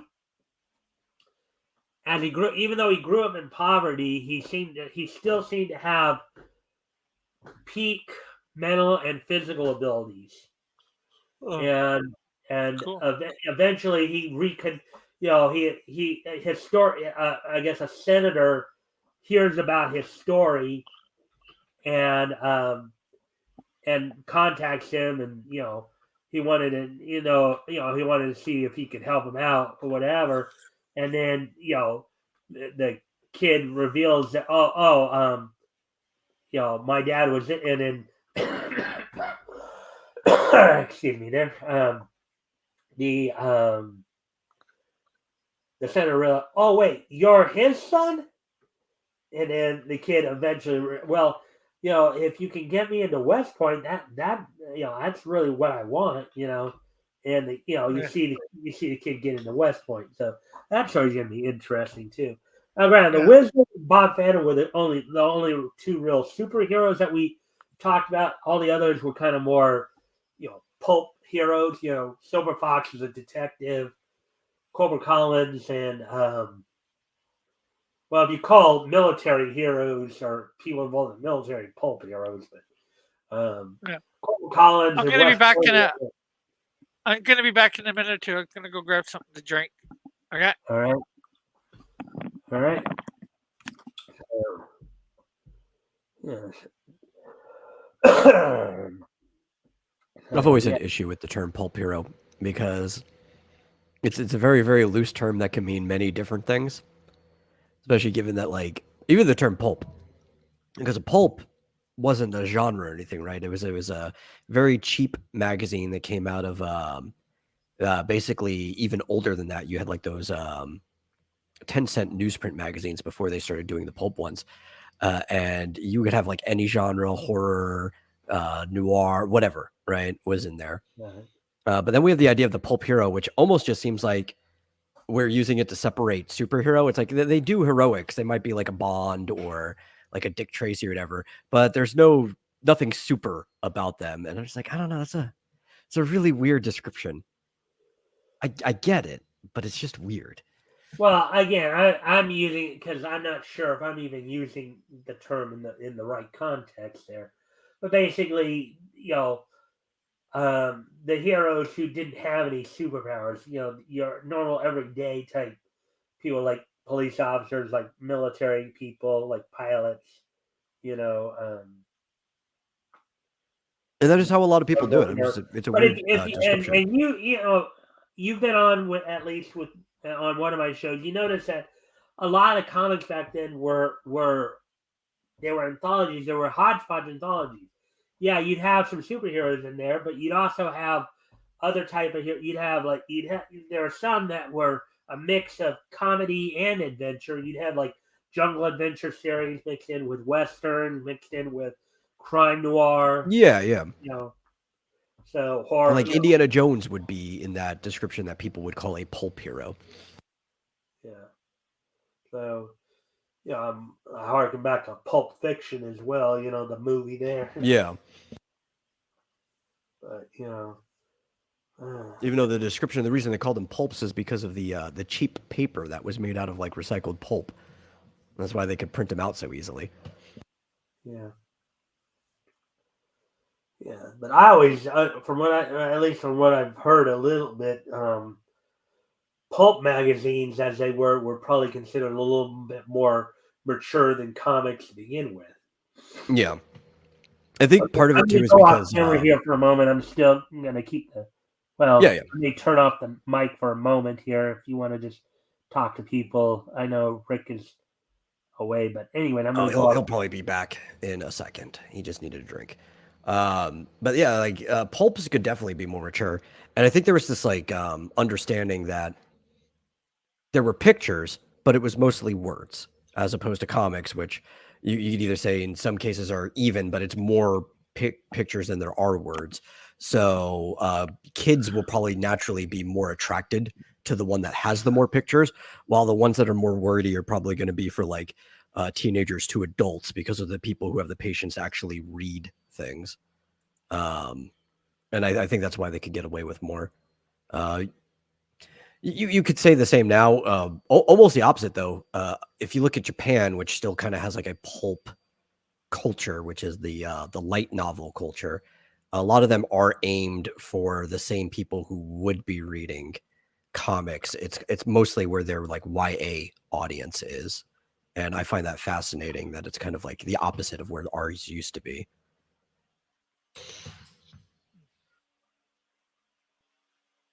Interesting.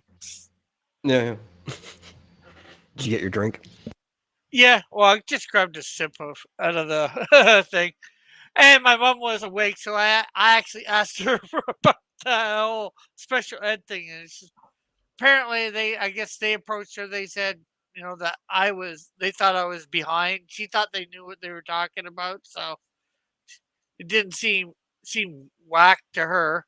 So, Yeah, I but don't she blame her. just It's like, well, they're the professionals. They should know, right? yeah. So she just went along with it, and as I said, when I saw that, somebody could get out of this place, I'm like, hello, how do I do it? So that's, I guess, the basics of it. Well, when you asked your mom, did you explain, at least from your perspective, why they thought you needed? Well, you were saying that your mom claimed that they approached her and said they felt you were a little behind. Did she have Yeah. any? Did she have any understanding of why they thought you were behind? No, well, they probably said something to her, but it didn't. As she said, it didn't make sense to her. She told me it didn't make sense to her, but like I just said, she thought they knew what they were talking about. Because they're the professionals, right? But as we know, now professionals don't always know what the hell they're talking about. Sometimes, sometimes the quote unquote professional establishment, as it were, sometimes they want to, infringe on the roles of parents. Yeah. They, Well, it they want, wasn't quite as bad back then. Yes, nowadays I say it is for sure. yeah. But I mean, and like I said, I failed grade 1 for whatever reason, and there was the peeing thing. So maybe those are things that they thought I was behind mentally or whatever, you know. And that's what approached my mom, and I, obviously I was. but for them to say, I mean, the thing is with the peeing thing. Well, it was basically a teacher wouldn't let you go use go to the washroom. So of course, a first grader is not going to be known for being able to hold Yeah. Yeah, pee for but if they don't know why I peed, was that in any reports back then why I peed my pants or whatever, I don't know. I Mhm, just know why I did now and probably back then, but who listens to a kid back right. then? But Mhm. like I said, she thought they knew what they were talking about, so she went along with it. And good thing Well, is I now, saw, if you said you should have been a principal in the school, they'd probably listen to you. yeah. But back then, heck, I remember I had a time when I was uh, in school and I got accused of stealing somebody's lunchbox or something like that, and I knew I didn't do it, but they didn't believe me, and I got the strap for it. No proof or anything or whatever, but Of course, you'd say you didn't do it. That's what they all say. yeah, yeah. Yeah, I see And that. I don't even know why I got blamed. I think I probably liked the lunchbox. It was something that I thought was cool, but Huh. Yeah, I just messaged him to see if he was going to join us. He's on being there, dude. He's messaging me back here. Let's see. Been no. having some bleep up bleep happen today. Mm. Uh, oh, So at least you got a little bit of answer to your question from earlier from me about that. yeah, I mean, About my again, mom's, at times about my back mom then, people weren't,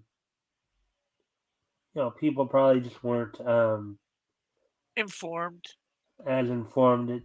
Because again, because today I don't think, today Well, I there'd don't still think. be a lot of parents today that would go along just because they think their thing is.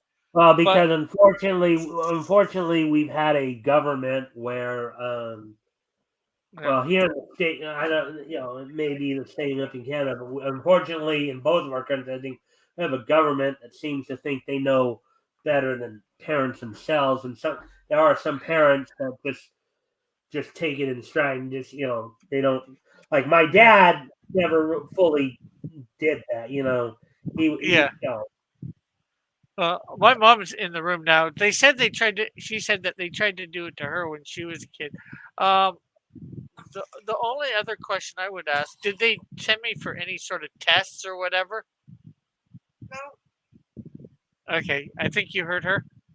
yeah, because Uh, yeah, well, that would, I mean, because basically that what there what so usually when now here in the state, I don't know as much about the Canadian system of education or anything like that, but here in the states, a kid who is classified as being disabled, um, they'll usually have a yeah, team working around, where they'll have like the yeah, psychologist involved, not just they'll have the primary physician, the yeah. They'll do all sorts of tests psychologist, to find out you know, stuff. yeah, because like as I said in my case, and for me, I was in the by if I was going to school today, I wouldn't be in an SDC environment. I'd most likely be in a regular environment. But I'd have more staff support. In other words, I'd have probably a one-on-one aide with me for at least part of the day to help keep me on track. Also, Yeah, to potentially take me um, to yeah, like to meetings and appointments and stuff, because even though for the most part the only reason I went to the school I did was because they had the facilities there, because I was classified by their standards as being orthopedically handicapped because of my cerebral yeah, palsy. yeah, And I had to wear like a metal brace on my foot. Remember, like the metal brace you saw? Have you ever seen Forrest Gump? yeah. You remember the braces they put on his feet? I think so. I I've had seen braces them in like real that. life Yeah, too yeah. on other people. Yeah. I've had braces like that when I was a kid. But from a cognitive perspective, there wasn't really anything wrong with me. I mean, I was mildly autistic, yes, but basically, there wasn't Yeah. anything wrong with my ability to like do schoolwork. It was more, obviously some of the behavioral issues that would come with the disorders that were. Um,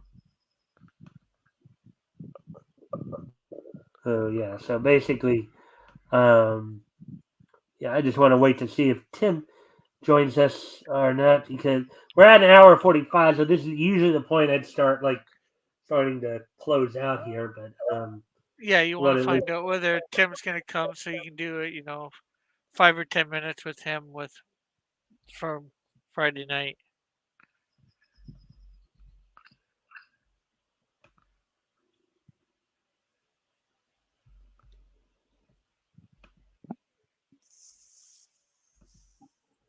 well, he was saying, I guess he's been going through some stuff today. I guess um, he used some colorful language in describing it. So um,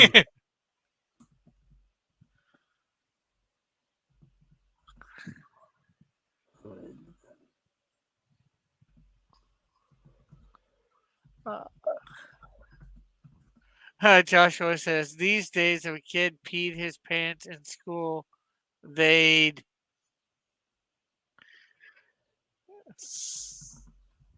they'd what? Try to say the kid is trans or something. Yeah, probably. that's one possibility. Am I right?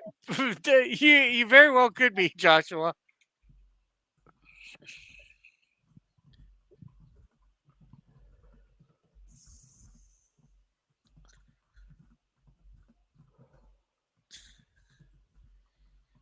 Yeah, I just know. I like I said, I saw some other kid get out, and like, okay, how do I get out? I'd like to get into the regular classes.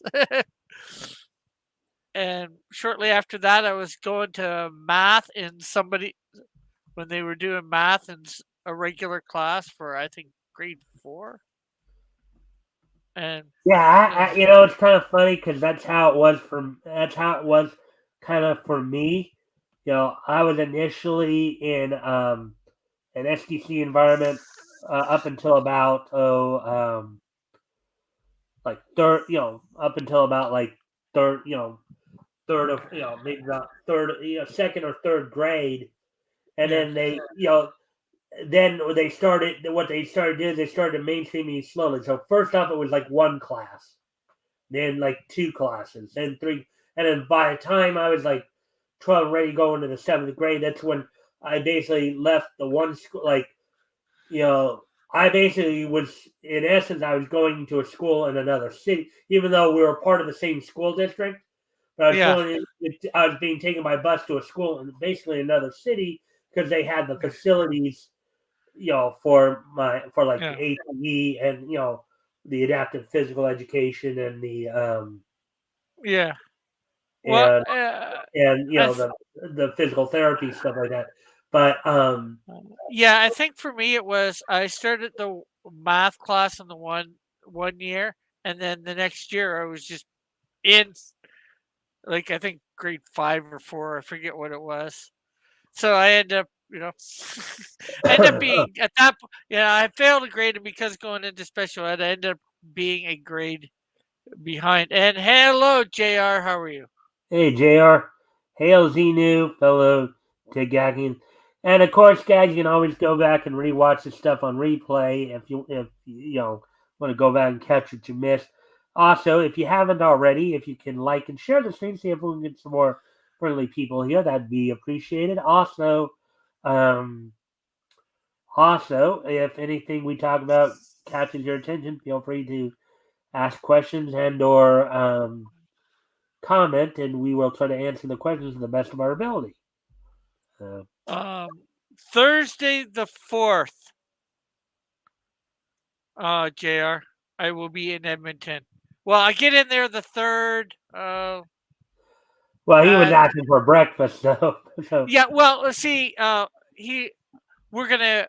On my way to Saskatchewan. I'm going through Edmonton, and we're gonna. I gotta stay overnight in Edmonton before I catch my bus from Edmonton to Saskatoon, and my bus comes at like 10 in the morning. So he's wait. So gonna take you're me taking a plane from where you're at in Ontario. Ontario to Edmonton, Alberta, and then you got to take a bus back to Saskatoon, Yeah, Saskatchewan. yeah, because when I looked it up, they did it from the plane would go if I was going to. Well, I'm going to Saskatoon, but if I took the plane, it would go from Hamilton, where I'm catching it, to Calgary, and then back to Saskatchewan. I'd have to get off a plane and then get on another plane and get to go back to Saskatchewan. And I'm like, okay, why don't see whether I can take a bus cheaper from the one place to the other? And it seemed like it would be cheaper to do that, so I figured, why not? Hmm. You know, and then I figured out it was at Edmonton. The bus was going to go through Edmonton, so I figured why not just fly into Edmonton instead of Calgary?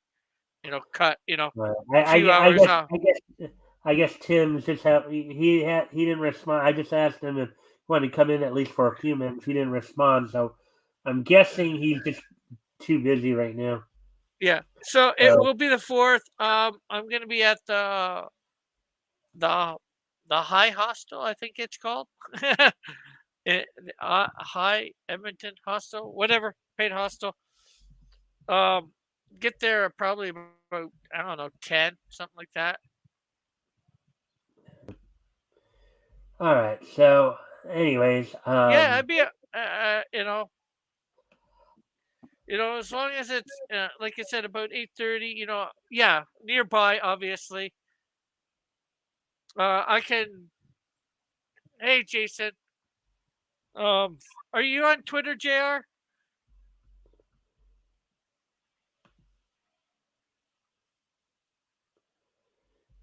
all right. I didn't even see. I didn't even. I didn't even see Jason's remark there. Let's see. What's your favorite disgusting cheese? Don't have one. I don't Jason, know. I don't get why you ask these questions. Most of these questions as I said, I have said that yes, I'll try to answer them to the best of my ability. But a lot of these questions don't seem to make much sense. They're not even what. At least to A lot you, of eh? times, they're not even what we're actually talking about. you know. I mean, yes, I have said that I will Well, try to yeah, answer. Huh. okay. I'm following you now. I weren't, but I think I've seen you earlier. I'm gonna say Uh, half-eaten Gruyere on rye bread, and the part that makes it disgusting is because I wasn't the one who ate the first half. Okay. Um, Now, Jason asking, does Crunchyroll and Ocean Studios have security? I have no Um, idea. I would think so, but I can't. I don't. I would think so, but I don't. It's hard to tell. Well, Crunchyroll probably does. They're kind of a bigger company because I mean, if you I'll be kind of back want in a to, sec. if you want to believe, I mean, now, um, Metal, I'm sure you kind of know about the situation that was going on with Vic, right? Vic Mignogna. Yes. Now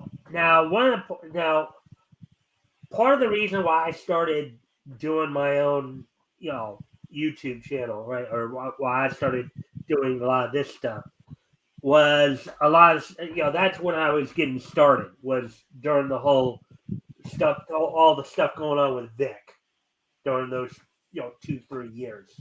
Okay, I was giving my perspective on it as as many people were, you know, and one of the things that always struck me as something just being totally off was Jamie's story. You know, if you heard about the story I'm talking about is Jamie Markey claimed that I guess there was a time when she and Vic were waiting in a lobby area of Funimation to go in and do their work, and Vic had supposedly grabbed her by the hair from behind, pulled her back, and whispered something in her ear, something that she was saying was sexual. Now, considering that she said this supposedly happened in a lobby at a time that would have more than likely, from what I understand too, based on the description, it sounded like it was latter part of the day.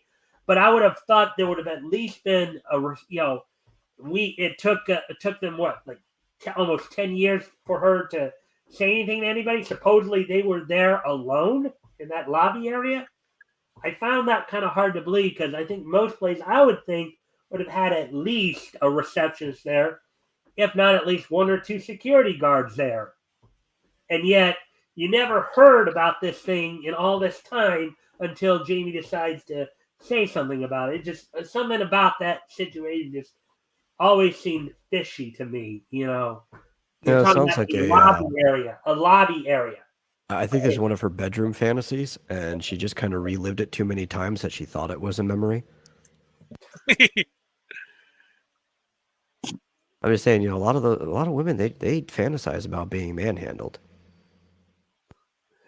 Well, that was something that was never actually discussed in all the. That's kind of funny. That was never really discussed by anybody in any of that.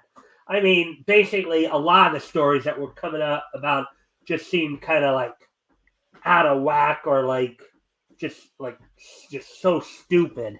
It's like, you really.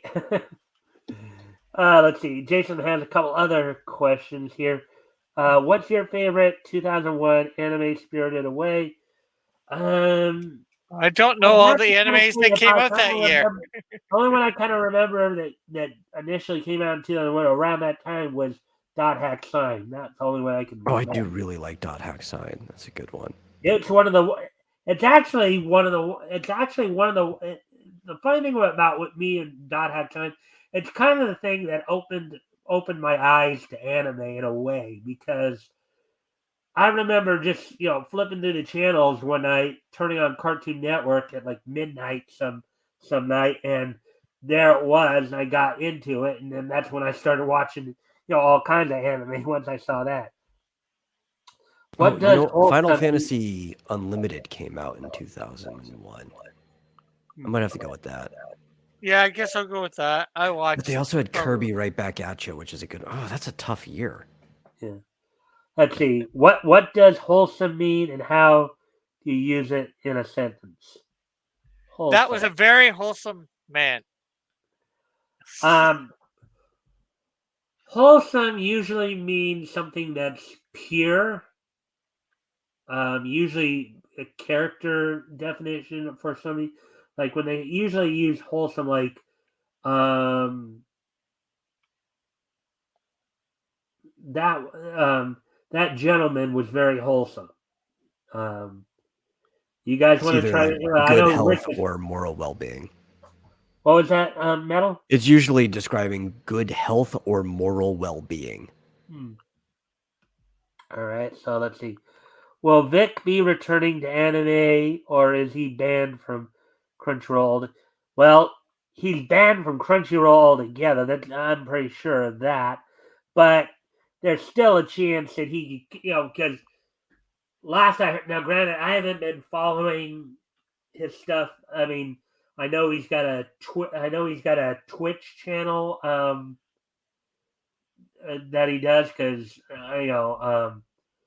but I know that he started up his own company with Anime Matsuri, and I think they've been putting bids in. I know they actually have done some projects already. So, Yeah.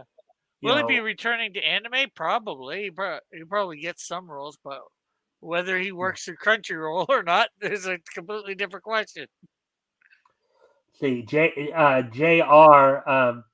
Well, yeah, I don't see Vic going back to Crunchyroll or going to Crunchyroll. I mean, basically the same people who were like trying to bury him are there, you know. Um, so let's see. Jr. Exner said, "I watched a few episodes of Chainsaw Man with a friend." All right. What's your favorite monster truck? Favorite monster truck? The only one I know. Well, I would have to say Gravedigger if I had to pick one. Gravedigger or Monster Patrol, but those are older ones. I don't watch. Frankenstein. Bigfoot's pretty good too. I like Bigfoot was a great monster truck. Yeah, that butch turf lesbian is wholesome. All right, I Gelfgus poison. All right, whatever that means. That might be an anime. Can't Vic join Ocean Studios and move? Um, I don't that's think very he'd have to actually. join it to move. I don't think he'd have Okay, to. well, actually, I do remember. I do remember him actually addressing that at a convention. I was watching a panel a while back. He actually did address that very question. I think he would have to move to Canada because this is the way he explained it. So I guess when they were doing at the time when Ocean was doing Dragon Ball, I don't know if it was Dragon Ball or one of the other properties they were doing at the time. Ocean actually did want to bring Vic up to Canada. And back goat, I see. I'll get to you in a moment, sir. Um, Vic, so Ocean did actually want to have Vic come up to Canada. The problem was, as he explained it, and Rick, you might know this as well. Um, but apparently, I guess Canada has some kind of law or rule where you get more tax breaks if you use more like Canadian talent. In other words, the more Canadians you use, the more tax breaks you get apparently. Um, so that I think was the issue. So I would have thought that in that Vic could theoretically he could move up to Canada, maybe try to get Canadian citizenship and work with Ocean Studios. Whether or not he would want to do that or they would want him is another story altogether. Um, you know, first off, the cost of moving, the cost of going through all that, maybe more. I mean, remember, he's still got that judgment against him that he's got to pay off too. You know, and even if he were to try to move to Canada, I don't think he could escape that. Um, doing that. Um, but one, I don't know if Vic actually would want to do that. Two, even if he did, or even if he did consider it, you know, would would Ocean be open to having him? Because there are people now. There are some of the voice actors at Ocean um, have a very similar mindset to some of the same people he dealt with at Funimation. Not saying all of them do. Some of them do, some of them don't. So it depends upon who does and who has the influence. Because I think, for example, I think Brian Drummond and Ian James Corlett are two of the guys I can think of who might have who, from an ideological perspective, maybe more along the lines of like the people who are going after Vic, like Chris Sabat and Monica Riel and Sean Schemmel. Anyways, before let's get to the other because someone look it up. Um, let's see. Bigfoot was OG monster truck. Just spouting facts. Hey, back goat. Yeah, Sorry, Bigfoot's my favorite monster truck because yeah. it's only one I think I know. I think Bigfoot's the only one most people know. The only reason I know of a few others because there was a in the early '90s. There was Cartoon there was Bigfoot and the Muscle no, Machines. no, that's not what I was talking. That's not where I was going. There was another show called Monster Wars. Oh, Okay, okay. they even have episodes of it on YouTube, and and what they did, I guess, to try to make it more of a kind of kid friendly type situation. Um, they would um, they would actually they would actually um, for lack of a better term, anthropomorphize the trucks, and they'd Uh-huh. have people dress up in like caricatures of the truck. Like Gravedigger kind of looked like a skeleton figure. First Blood would be like a vampire. You'd have the Carolina Crusher who looked kind of like a construction worker. You know, Uh, you'd have all these stuff, and so not now. Granted, it wasn't ever like Bigfoot didn't have Bigfoot, even though he made a couple of appearances on the show. Basically, the trunks would. The show is basically the trunks would race and they earn points throughout the day, and you'd have a championship and all that. But I guess to make it a little bit more program for Saturday morning, they'd have these characters come up, and it almost kind of like form of kind of the same kind of entertainment you'd find in pro wrestling. Except just using monster. But anyways, let's see. Yeah, just playing. Good to be here. Hey, Backcoat. I hope to see you more often. I'm glad to see you here. Let's see. Joshua is saying Gravedigger is only one I know. Yeah, Gravedigger was a pretty well-known one as well. Gravedigger is dope. Don't get me wrong. Bigfoot was the truck that made it. Yeah, because Bigfoot's legacy goes all the way back to the 70s. Okay, Gravedigger started up in the 80s, from what I understand. So, yeah, but and let's see. I've been lurking. Okay, well, I'm glad to see you're here, Backout. Um, anyway, Back go. yeah, Rick, I've done that too before. Backgoat, backgoat, backgoat, backgoat. Anyways, we're past the 2 hour mark already, so it's been good Batgoat and talking. Walters. What was that? I said Batgoat and Walters. Or Yeah. should it be Walters and Batgoat? My Confused. my theme song. Yeah, yeah. I mean, there was a time when I basically came up with theme songs for a lot of my regulars. You know, um, they were kind of parodies of already existing songs. Like obviously, Batgo was, you know, Batman. uh, The yeah, 70s Batman. the '60s Batman Oh, actually. But 60s. Yeah, yeah. I confuse it with Wonder Woman. yeah. Blunder So, Woman. anyway, I think it That's would be pretty a good hard to time to start. confuse. I think it would be a good time to start wrapping things up here. So, Yeah. what we're going to do now, that note, you probably remember this.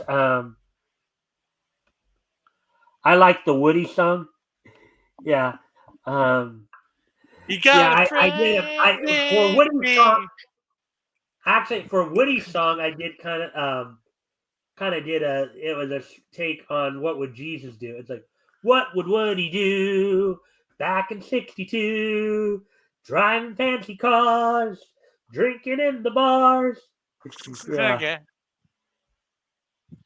yeah. What would Woody do? That was, you know. Well, Rick, you as a Christian, you might remember when Jars of Clay came out with a song, "What Would Jesus Do?" Yeah. Yeah, that's WWJD. basically how I came up with "What Would Woody Do?" You know. Um, So, anyways, guys, we are kind of towards the end of the show here. So, I think it's a good time to take a look back at this day in Nietzsche history. History. History.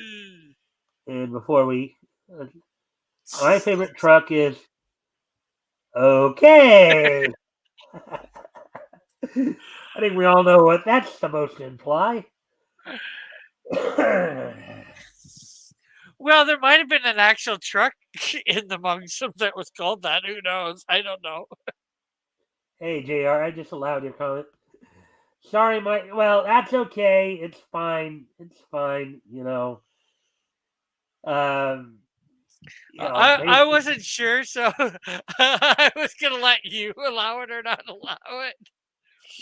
yeah. I mean, It's not too bad of a phrase. yeah. It's not like over the top crude or anything like that, but it's still pretty suggestive. But you know, So, anyways, and Batgoat. I know it's been a while since he's been here, but we're getting to. I know this part is one of his favorite parts. Also, I think he's making a reference to Kill Bill.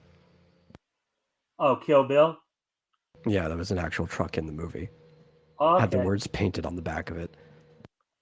Yeah, well, it was the first half of the word that Yeah. that I was a little concerned with. I've done some bad things on stream before, so well, Backo probably remembers I've done some too. In fact, I actually do have a privated stream because I kind of went a little overboard myself at one time. So,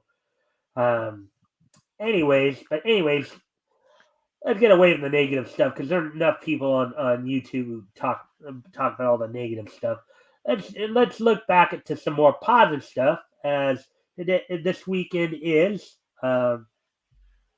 JR says, I strive to be the edgy one on a Christian stream.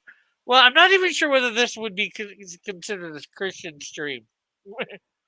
I believe Mike is a Christian, but I'm not sure. I think by some people's definition, I might be more of a non-denominational Christian, but I do hold to more of the Christian ideologies. Obviously, Rick's, Christian. I think for the most part, most of the people who we have on here tend to hold more towards the Christian, Judeo-Christian ideology.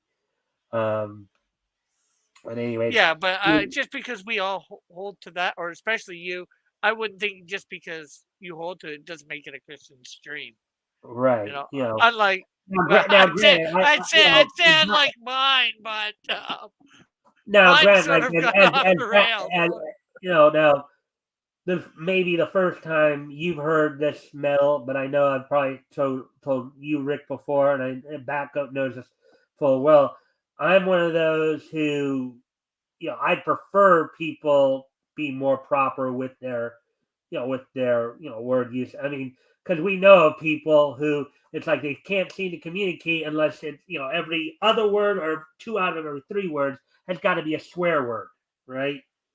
And I just think people who talk like that sound, they show themselves to be ignorant, because with the vast vocabulary that's out there, and you guys have heard me use quite a verbose and quite variant vocabulary, there's no need to rely on such crude language unless you're just not wanting to make the effort. Yeah. Or well, it depends on the crude language you're talking about. Obviously, JR was referring to something specific and joking around at the same time. Yeah. Batgoat saying the Scientology streams are way funnier. That's the LR. JR responds, LR Hubbard is the only true path. Okay. Zenu is my homie. Okay. This is a Christian Minecraft server. Okay.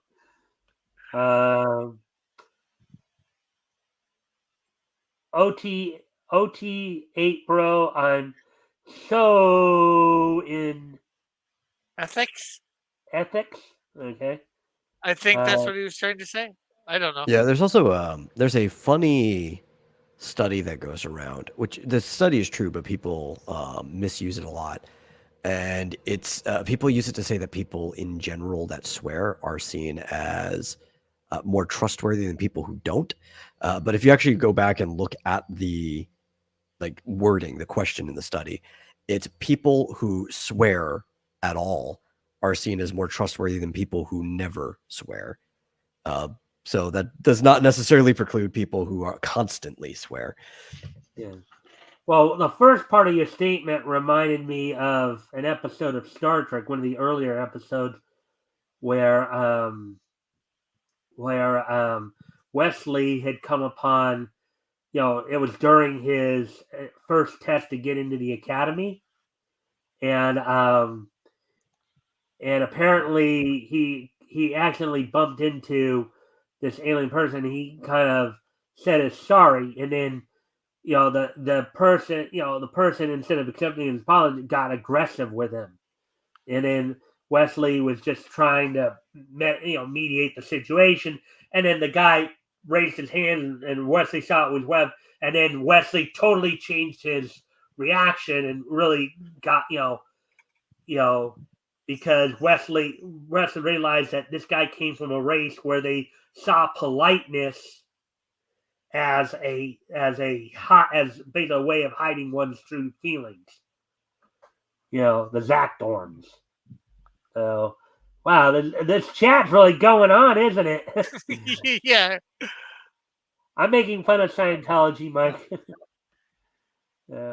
Hail Raven again. Let's see. I'm on source at flag, bam, pow. I'm going up the bridge in record time. At source, really, bro? I'm at ASHO. Hi, say hi to OSA. Whatever this all means. I'm kidding. Thanks for playing. Oh, wow. We do have to be careful when we play because you never know. In the past we've had situations where people have played and sometimes people have inadvertently taken offense and then we've lost viewers because of it. Yeah. Even though basically I've always, and Backgoat knows this, I've always, there are enough people out there enough YouTubers out there who seem to go out of their way to just, stir the carnage, to to just go off on people, or just, I mean, yes, sometimes it's okay to laugh at the stupid, as one person put it. But if that's the only thing you do is laugh at the stupid, after a while it does kind of get old. It gets boring, And ultimately, it's not. I think the best. We have a lot of people who just think that being on YouTube means let's just be negative because the world is negative, and until somebody comes along like me and just tries to be positive. I'm not saying don't give legit. I'm not saying don't give legit critique when appropriate, like when I do my newscast. I cover the harder news, and I'll give and I will point out why something is not, but but to sit there and let's say five I've even come up with some very interesting nicknames for some people like going back to when the whole thing going on with the Cowboy Bebop live action adaptation. After some of the comments she made and a particular picture came out, I gave the El Pineda doggy style Daniela, because that picture, she was like basically doggy style. Now I had my fun with it for a short time, and then I moved on. This is the first time I mentioned it in months. I probably won't mention it again unless I'm using it as an example of what I'm talking about here.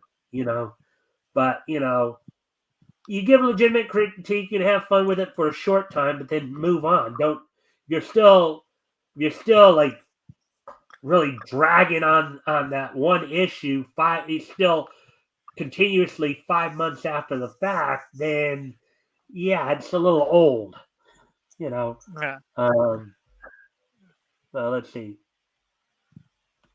Sorry, hey, that's okay, Backo.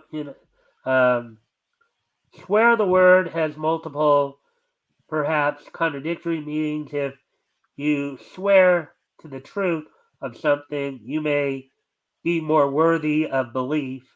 Or if you use f bombs, that may be. Yeah, when I in that particular context of what we were just talking about, Jr. When we're talking swearing, we were talking about using curse words or using bad words or using words that rhyme with sit or class or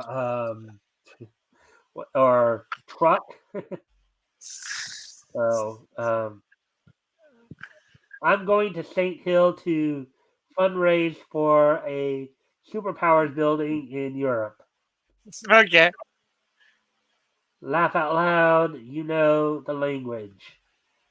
All right, so And if we can get on with this day in Nate yeah, it's history. actually this week. Yeah, since we added this weekend show, for Or those this weekend in those Nate returning to history. us, he hasn't been on since we added this show.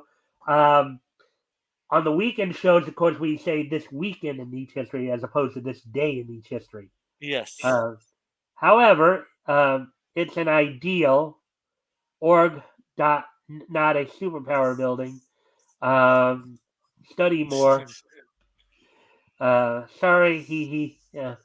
Anyway, so this weekend in Nietzsche history, today is Sunday, April 30th, 2023. So let's take a look back at this day in Nietzsche history. Let me just Oh, so you don't have remind anything for myself. the 29th? Well, we're going to go. Yeah, I do have a couple of things for the 29th. Just give me a sec, Rick. Okay, I just wonder because normally you do the Yeah, Saturday first and then the Sunday. yeah. So You this went with it. weekend in Nietzsche history, we're going to start with yesterday, of course, 29th. So let's look back at what happened on yesterday's date in Nietzsche history. I did that, I don't know, but anyways, going back 40 years yesterday, back to 1983.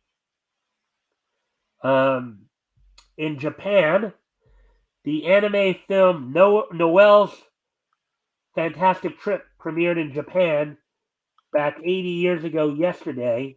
It was produced by Iruka, was animated anyways. That's not 40, that's 80. That's 83, it says, not 43. I said 40 years ago. Oh, I thought you said 80 years ago. Listen, Rick. Yeah. Yeah, my bad. 40 years ago, back in 1983. Okay? 40 years ago, back in 1983, Noel's Fantastic Trip premiered in Japan. So I guess the plot is the film is centered around on Noelle, a young girl, and her pup, who both live on the planet Noelle. While relaxing, Noelle seems to notice that the sun is too hot and encourages that it be fed ice cream to cool it down. The duo fly off in Noel's plane and begin making progress toward the sun. All right, I'm not going to read the whole thing, but just to give you an idea. So it was dubbed into English and released in the States in 1985, 2 years later. But on this date, back 40 years ago in 1983, Noel's Fantastic Trip from Iruka office premiered in Japan. So on September 5th, you can hit this again. Well, if we were doing 1985, we're year 5 maybe. Yeah, I'm just joking that, like if you got to History. September 5th of this year, you can Whoa, say this again, but that you looks don't need dope. I'm obvious. looking it up. Yeah, yeah. So that was a film back in 1983, 40 years ago. So Batgoat just now. For those who don't know, Batgoat is a big aviation guy. He's really into aviation history and all that. So this would be something that would quite interest him. Anyways, getting ready, moving on to the next piece of niche history. We're going to go back 30 years ago yesterday. As on 30 years ago yesterday, the Simpsons episode Whacking Day premiered on Fox on that day, in which it marked the first appearance of Superintendent Chalmers. It also guest stars Barry White. Let me see. Whacking Any Day. relations to Betty White? No, Barry White and Betty White are not related. Super Nintendo Chalmers. Yeah, plot. During an inspection by Superintendent Chalmers at Springfield Elementary School, Principal Skinner lures Bart, Jimbo, Kearney, Dolph, and Nelson into the school's utility basement with the promise of free mountain bikes and locks the door. Bart escapes through a ventilation shaft and takes groundskeeper Willie's tractor for a joyride, accidentally crashing into Chalmers. Enraged at Bart for costing him a promotion, Skinner promptly expels Bart from the school. After Bart is quickly rejected from a new private Christian school, Marge decides to homeschool him. Meanwhile, the local holiday Whacking Day is approaching. Each year, on May 10th, the people of Springfield drive snakes to the center of town. So that's what whacking. All right. I figured. Now granted, I don't really watch The Simpsons a whole lot. Okay, I'll admit that. But with the name Whacking Day, this was supposed to be the first appearance of Superintendent Chalmers. I was thinking this might have had something to do with corporal punishment in schools. But Nope. true that, Mike. Yeah, from the comment I made. Oh wow, that's good stuff. Love it. All right. So anyway, so those are from yesterday. So now heading back on this, going back in time on today's date, the 30th here. Let me see. First off, heading back 20 years ago today. On this date, 20 years ago today, the first issue of Batman Adventures went on sale on new shelves for $2.25, 32 pages. Now, this book, I believe, was based on the Batman the Animated Series book or show. Yeah. Definitely looks like it. That's especially that's how Tooth is drawn in that series specifically. Yeah. Or it might have been well, not quite Batman the Animated Adventures. I think there was a one after that was related, Batman Adventures. Well, So no, it might be more of that. If you're talking about the Adventures of Batman and Robin, that was still the same series. It just went on hiatus and it came back as the Adventures of Batman and Robin. Right. Yeah, okay. So quick history lesson for you here, Rick. In '92 was the premiere of Batman the Animated Series. Yeah. Okay. That was the start of what was to be known as the DCAU. Okay. So so with that series ran for about a year or two, then went on hiatus, and then there was a new series, that kind of continuation of that series, as Metal just said. Yeah, that's what I was talking about. I'm just saying because it's the same series. Yeah, I knew it was I knew they were connected. I was just saying because it says Batman Adventures and not Animated Adventures or whatever. I was thinking it would. Although here's the important part. If you actually look at the artist, it's the same guy who ran the show, and it's Bruce Timm. Yeah, a lot of it, that earlier AU, they usually refer to as the Timmverse. Yeah. I was just thinking the poison ivy in this looks more like from the later stuff, so that's why I thought it might be from. According to features of Batman Animated, so yeah, they even acknowledge here that it was and I could tell even by the artwork there, even though It was from that. But anyways, so 20 years ago today, Batman Adventures #1 premiered or went on sale. So anyway, let's see now. There's a bit of, I guess there were a bit of,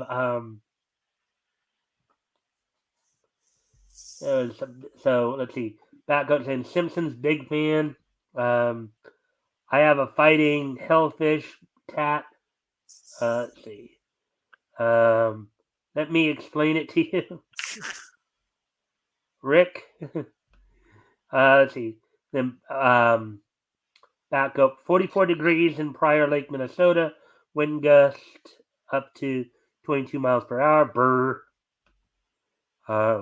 You see, Batman is this.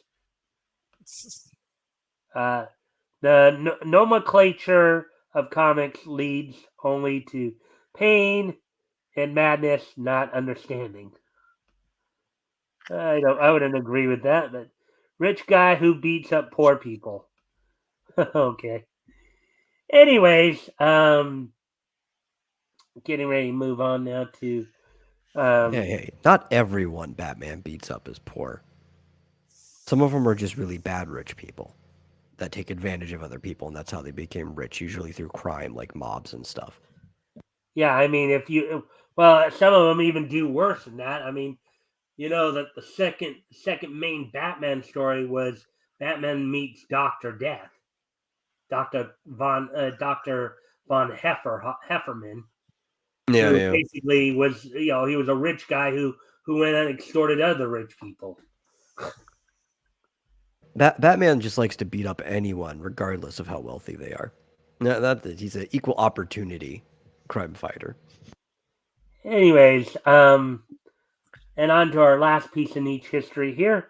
On this date, 5 years ago today, WWE held its Monday Night Raw event from the Bell Center in Montreal.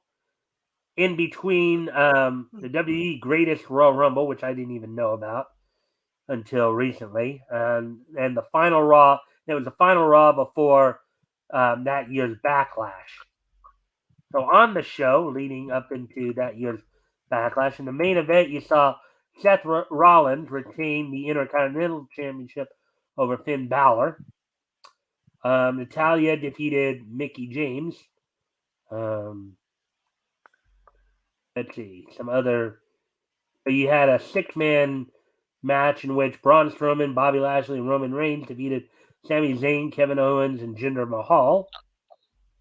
Ruby Riott, who is now known as Ruby Soho in AEW, defeated Sasha Banks, who's known as Mercedes Moné in Japan. The Authors of Pain defeated John Paul and Francois. And then Elias defeated Bobby Roode by referee's decision. So that's all that happened on this weekend in Neat History, and we do have some more comments that just came in. So we'll finish those up, and then let's see. So yeah, we did hit that one already. Let's see. Poor people need beatings, so they don't take your good stuff. If I was rich, I would totally beat up poors, um, and like get away with it. All right. Well, anyways, guys, I hope everybody. I thank everybody for being here tonight. Oh, actually, before we go, of course, as we're winding down here, and if you guys want to share your links again as well in the chat, that would also be advisable. We'll start with Rick and then Metal, and then I'll wrap up. So we're going to go ahead and give everybody a chance to outro. So starting with Rick, you want to kind of just remind everybody who you are and what you do, and share any links that you may wish to. Remind people who I am. Could they even forget me? Of course they could. Who are you? I'm not that memorable, am I? But of course, I am Rick the Piper of Cross the Comics, and I do comic books and stuff. I have a show coming up next weekend in Saskatchewan, not Alberta, Saskatchewan. So if you can get up there, meet up with me there. I guess that's all I can say for now. Except I guess I'll say, JR, I did message you over on Twitter. So yeah, and here's my Twitter if anybody wants to join my Twitter, because I think everybody here is subscribed to my YouTube. If not, go subscribe to my YouTube. And now I'll shut up instead of rambling on. All right. Before we get to you, Metal, I just want to catch. Let's see. Let's see. We all know Gotham would have no crime if Bruce Wayne gave away all his money. Let's see. I got your comments, by the way. Thank you. Oh, is that for me, Batgoat? I think that would be me. And if so, awesome. And then If you've there's the read them, link. what did you think of them? You said they look top notch. Yeah, they look top notch. Yeah, it's kind of funny because Top Notch is one of the titles that we just read on Friday. From MLJ Enterprises. Yeah. So, anyways, so Metal, it's your turn, and again, you can share any links that you'd like. But also, why don't you go ahead and do your outro and share any links if you wish. Yeah. I'm the Metal. I create the word series isn't really good. I guess a publication called X Dynamis Chaos. It's got multiple different series in it. That are about like action, adventure, and comedy, and you can find all of them at xdynamischaos.com. And right now is the very last day that anybody can participate in the reader interest survey for EDK magazine that I'm going to be working on. So be sure to fill that out before, I don't know, midnight Pacific time, to be fair to people on the West Coast. And you can find in that blog article there. All right. So let's see. We have a couple more things here. So I haven't read them yet. I have Tug comics that I haven't read yet. I'll get to them. Yeah, no problem, Batgoat. I just always ask automatically people that when I hear that they got them and all that. And yeah, that's how That's how Batgo and I know each other. We kind of met through Tug, basically. Just so you guys know. And for those of you who don't know, this is the link. I think Metal just posted up. If you do want to, I'll leave that up for a moment here to give you guys a chance to either access that or copy it and then to use it later. So, well, well, it's in the chat, so I'll just move on here. And I hope and if you they like just go to I love collecting, so. All right. Yeah, I was just gonna say, I hope you liked all the little extras. And he says, the wood keychain thing, super cool though. Yeah. The wood keychain thing, though, super cool. All right. Well, with all that, now it's my turn. So, as you guys know, you can catch me on the Mikestand here now 6 nights a week. Sunday we have our panel show where we bring in some of the guys to talk all things niche, from anime, cartoons, comics, manga, pro wrestling. Talk about the recent happenings. Then Monday through Thursday, of course, we I do the niche newscast where I go over the day's news. Now sometimes, of course, when the news cycle is slow, and then I have to come up with other things like the little mini documentaries, like I did the other night on Famous Studios, and then of course Friday night. I know that's a popular thing usually. I usually have a guest co-host on every Friday night, different one, usually every week. Where we go back and read over old comics, or we're going through history, looking back. It's a historical comic retrospect where we're looking back to old comics and giving our commentary. Also, we do the voices, really try to get people immersed into them. I hope it is an enjoyable experience. This Friday, of course, I will have RJ Carter on, this Friday, May the 5th, in which we'll be continuing our look through comics that went on sale in October of 1939.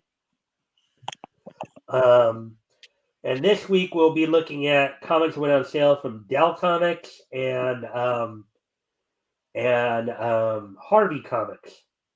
So, which will include, of course, taking a quick look at a little bit of Tarzan and the Apes from the large feature book series, first series from Dell, as well as Speed Comics and even though it's marked as issue number 2, the first issue of Champion Comics from what eventually becomes Harvey Comics, but initially was known as Worth Publishing, and we'll talk more about that then.